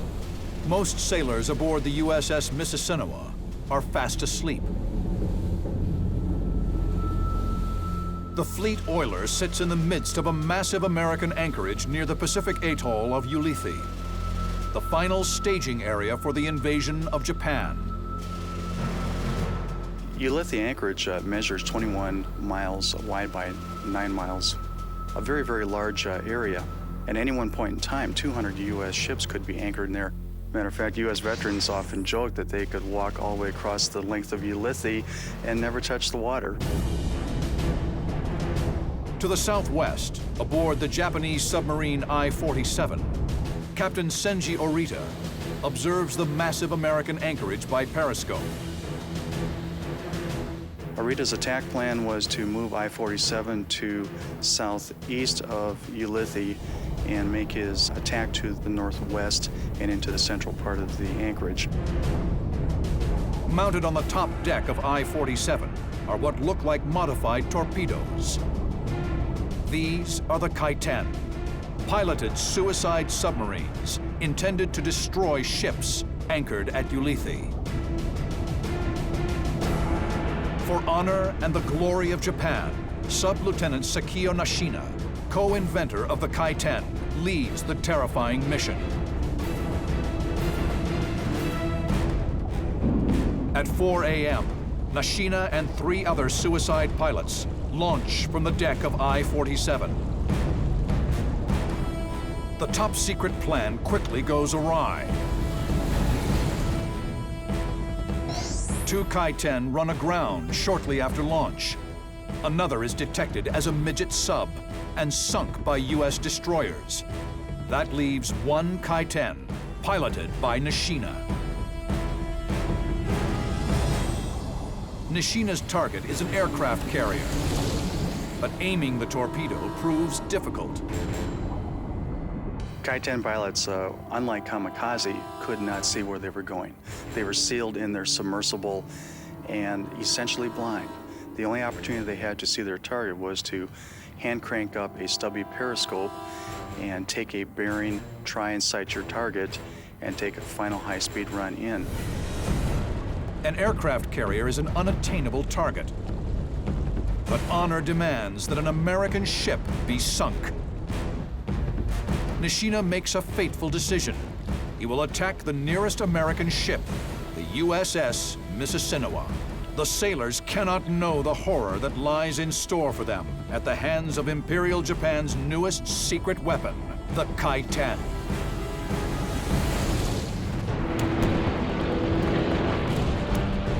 By mid-1944, Japan's Pacific Empire was collapsing. Scarred by crushing defeats at Midway and the Marianas, Japanese military commanders turned to increasingly desperate measures.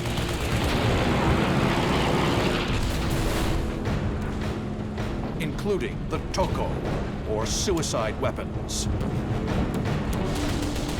The hopeless logic that put pilots in the cockpits of kamikaze aircraft was soon applied to the infamous Type 93 Long Lance torpedo, an idea pioneered by Sekio Nishina and Hiroshi Kuroki. By adding a small cockpit amidships and some rudimentary steering equipment, the torpedo was transformed into a guided missile. The pilot could steal in right under the nose of picket ships and PT boats that were not able to detect such a small craft. In the summer of 1944, the Imperial Navy sought volunteers to take the suicide subs into battle. The trainees in Kaiten were referred to as pilots of this weapon, and they were largely drawn from the ranks of the Imperial Japanese Navy aviators. Harumi Kawasaki was one such aviator. 行機関連だろうなという程度で考えてます。 I assume that it has something to do with aircraft. 卒業して、Upon graduation, we were put on a train, destination unknown. 言ってくれないわけです。 They wouldn't tell us where we were going. で、しばらく走って。 Later on board, we were told that we were going to Kure. In Kure, we were taken to a submarine base. Then, only then, I realized what the new weapon may be. こうなると潜水艦の方かなっていうようなことがぼやっとこう分かってきたんですよね。 The Kaiten was 48 feet long, with a simple propeller engine driven by compressed air.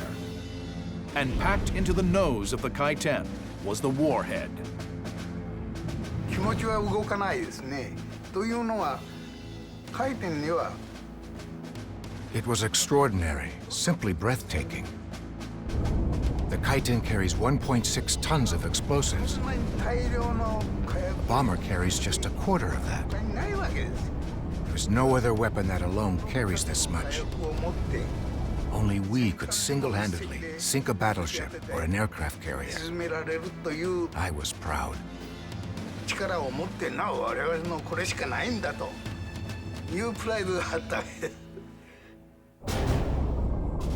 The co-inventor of the Kaiten, Sekio Nishina, volunteers to be one of the first men to take the weapon into battle. On November 20th, 1944, at the controls of the Kaiten's suicide submarine, Sekio Nishina prepares for impact.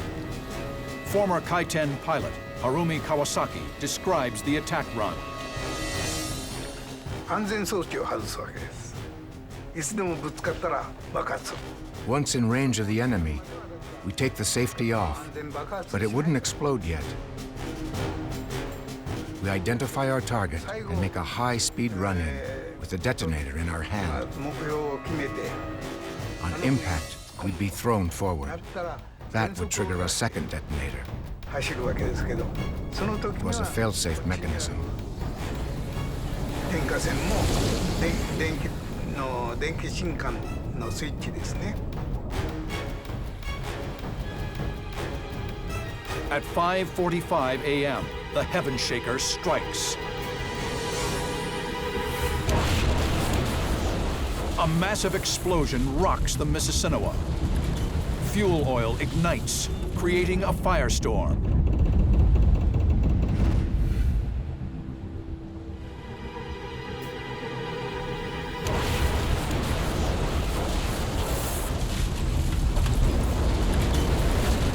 Flames swept through the forward berthing compartment through the open hatches and enveloped men who were instantly killed in their bunks. On the opposite end of the ship, 19-year-old seaman second class Herb Deitch gets a rude awakening. I was in my bunk, and when the blast hit, I hit the floor. I was the second bunk up. And then, naturally, I just wanted to find out what the trouble was. Flames leap from the 73-foot hole in the hull. The choking smoke billows over a mile into the sky. Sailors throughout Ulithi and surrounding vessels saw the ship was completely enveloped in smoke and flames and felt that not a single Mississinewa sailor could possibly have survived. Herb Deitch makes it to the top deck and surveys the scene. All you saw was smoke, endless smoke. And it was getting cold because it was blocking out the sun. You looked around because you're bewildered. And then we saw fire. It was ran along the sides of the ship. And after a while, even the railings got hot because the heat came up through the steel. The flames race aft. The sailors begin to abandon ship, diving into an ocean of fire as thousands of gallons of burning fuel oil leaks into the sea. I told them, don't put your life preservers on because the oil will, the fire will burn you. You have to be below the water. In other words, you get down, you got to go under the water, clear it, which they've taught you in boot camp. Rescue boats from surrounding vessels brave the flames, oil, and smoke to drag fellow sailors to safety. In the end, 200 men are rescued. At 7 a.m., the Mississinewa lists heavily to port, capsizes, and sinks beneath the waves, carrying 63 sailors with her. The Heaven Shaker has left its murderous mark. The sinking of the Mississinewa would prove to be one of the only victories for the Kaiten. The program was a dismal failure. Only roughly half of the Kaiten pilots released from an I-class submarine ever even saw their target. Over 2,000 Japanese submariners on the mother submarines carrying Kaiten into combat were lost as well. The results were dismal at best, with a weapon that had high hopes. Japan and Germany's development of unconventional secret weapons was a tactical failure. But the existence of these shocking tools of destruction would drive the Allies to their own top-secret weapons programs. One such secret initiative, codenamed Aphrodite, developed an ingenious weapon. A radio-controlled bomber packed with explosives, a precursor to the modern-day guided missile. But the effort will cost a prominent American his life.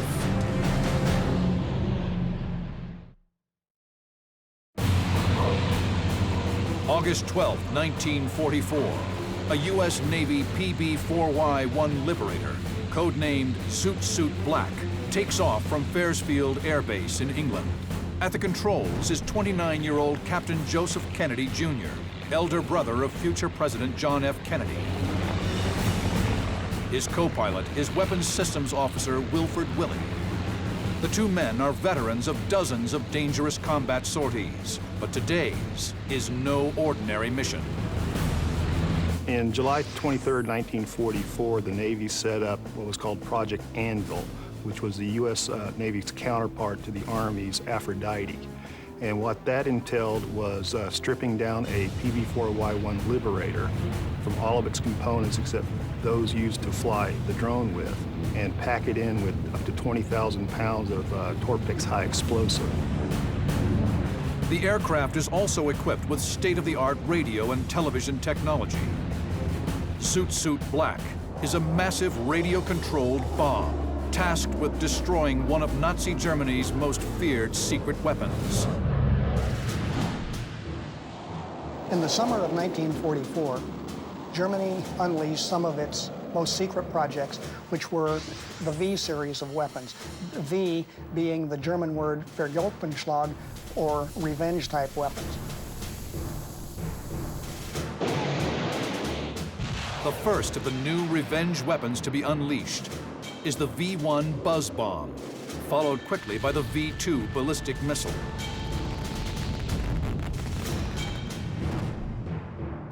And now, Hitler prepares to complete his trilogy of terror with the V-3 Supergun, a very long-range artillery piece capable of lobbing heavy shells from Mimoyek, France, all the way into the heart of London at the rate of 2 a minute.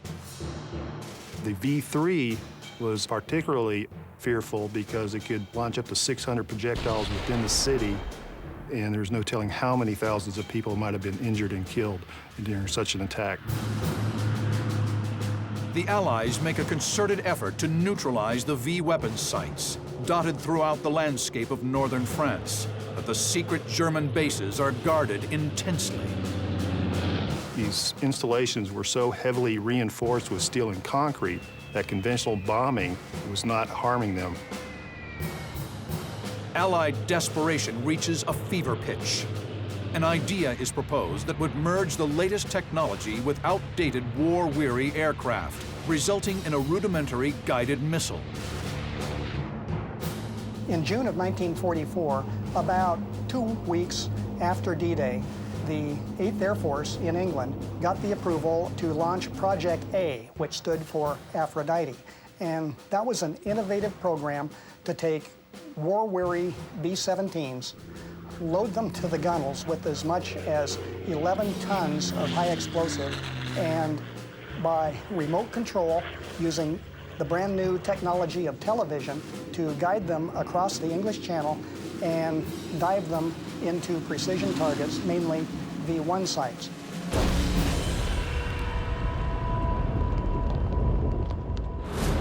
The Navy piggybacks onto Aphrodite with their own version of the program, codenamed Project Anvil. The only difference is the type of aircraft. The Navy flies the PB-4Y-1 Liberator. They'd begin stripping out components from the aircraft. The entire bombardier station was stripped out, all the gun turret equipment was stripped out, all the hydraulic and electrical gear used to power the turrets were stripped out. And then it started being filled in with Torpex high explosives. Approximately 400 boxes of the explosives were placed. The plane is rigged to fly by remote control. 2 television cameras are fixed in the cockpit. One showed the instrument panel so that the drone controller in the other airplane could see the heading, the altitude, and whether the wings were level, and also he could monitor the engine operation. But the second camera was mounted in the nose, looking straight ahead, so that when the drone operator had the target in sight, he saw exactly where the drone was heading. A pilot and co-pilot are needed to take the drone into the air and arm the weapons system. They then relinquish command to the radio control officer aboard an accompanying PV-1 Ventura that acts as a mothership.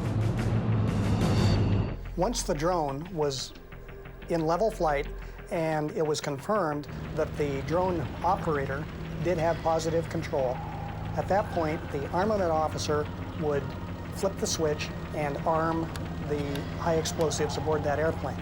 Then he and the pilot would bail out over England. The radio control officer aboard the mothership monitors the drone's flight across the English Channel through the lo-fi TV monitor. Once over the target, the drone is sent into a steep dive, exploding on impact and causing an irreparable amount of damage. It is an incredibly risky mission, especially for the pilot and co-pilot of the flying bomb. This is a top secret mission that required the best of the best. And men such as Kennedy and Willie were such men. On August 12, 1944, Kennedy and Willie are part of a massive secret mission to take out the V-3 supergun bunker in Mimoyac, France. In the late afternoon of that day, they take their lumbering Liberator into the sky on a date with destiny.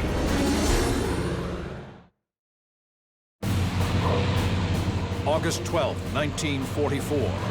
Captain Joe Kennedy and co-pilot Wilford Willey lift their massive flying bomb off the runway of Faresfield Air Base in England.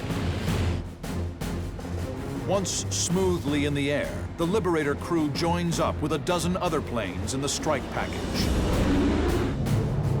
A B-17 heads the charge, acting as navigator. Kennedy's suit black follows about a mile behind. Flanking the Liberator, 2 P-38s carry the mission commanders. 2 miles behind the drone, 2 PV-1 Venturas are the motherships, each carrying a radio control officer and the equipment necessary to steer the drone to target. 2 twin-engine de Havilland Mosquitoes fly recon. One checks the weather, the other photographs the mission. Another B-17 flies in trail, acting as a signal relay to ensure good communication across the English Channel. A flight of P-51 Mustangs scan the skies from a perch position, ready to head off the threat of enemy fighters. Kennedy heads for the British coast, where he and Willie will bail out after handing control over to the motherships. Past Halsworth, Willie climbed out of the co-pilot's seat, started arming the aircraft and turning the television on. Meanwhile, Kennedy was preparing to turn control of the aircraft over to the PV-1 mothership. Kennedy begins the handover procedure to the remote control of the mothership. The PV-1 mothership's pilot then started maneuvering the BQ drone to make sure all the systems were checked out, which they did. At that point, the mission was a go. The PB-4Y was responding properly to the drone ship's control inputs. So at that point, Kennedy would have been preparing to bail out, and Willie was anticipating in a matter of minutes of arming the explosives, and the two men would bail out together. But suddenly, disaster strikes. The radio control officer sees a glitch on his TV scope. The signal cuts out. Less than 1 second later, the explosion hits.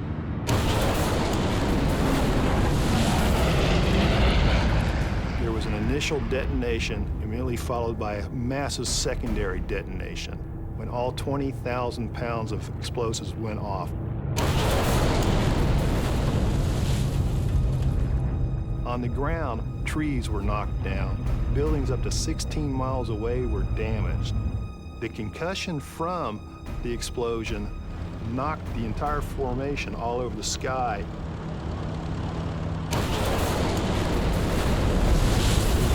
The cause of the explosion remains unknown to this day.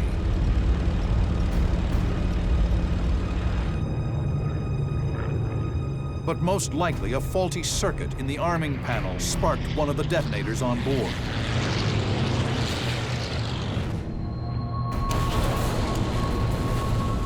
The first explosion triggered a chain reaction that made solving the mystery all but impossible.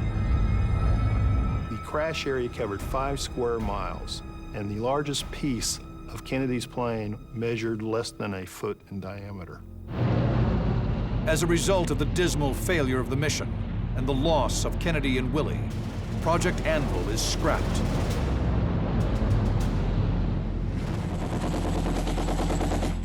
Within weeks, the Allied army's advance into Europe brought the existence of the program into question. The breakout from Normandy has already occurred. That was in July, and eventually all of the potential launch sites within range of southern England, especially London, were overrun by Anglo-American armies within a matter of weeks. As Allied ground troops overtook the V-3 supergun site at Mimoyek, it proved the futility of the tragic Anvil mission. The bombed-out site had been abandoned weeks earlier. There's a bittersweet aspect to Kennedy and Willie's sacrifice because the entire program essentially was too ambitious. It combined too many advanced technological concepts such as TV guidance and remote control to be successful in the limited time frame. But Project Anvil and its Army counterpart would have a continuing legacy. Militarily, it was not a success. Experimentally, it was a success. This was the start of remote-controlled guided weapons, the use of television cameras, the use of control devices. Those were the precursors to the weapon systems that you have now that are being used currently in warfare. Such was the case with most of the secret weapons of World War II.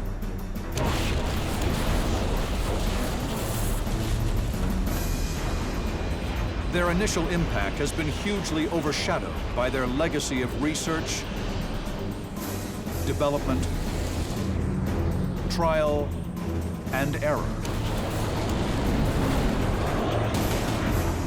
All of which paved the way for technologies of the future.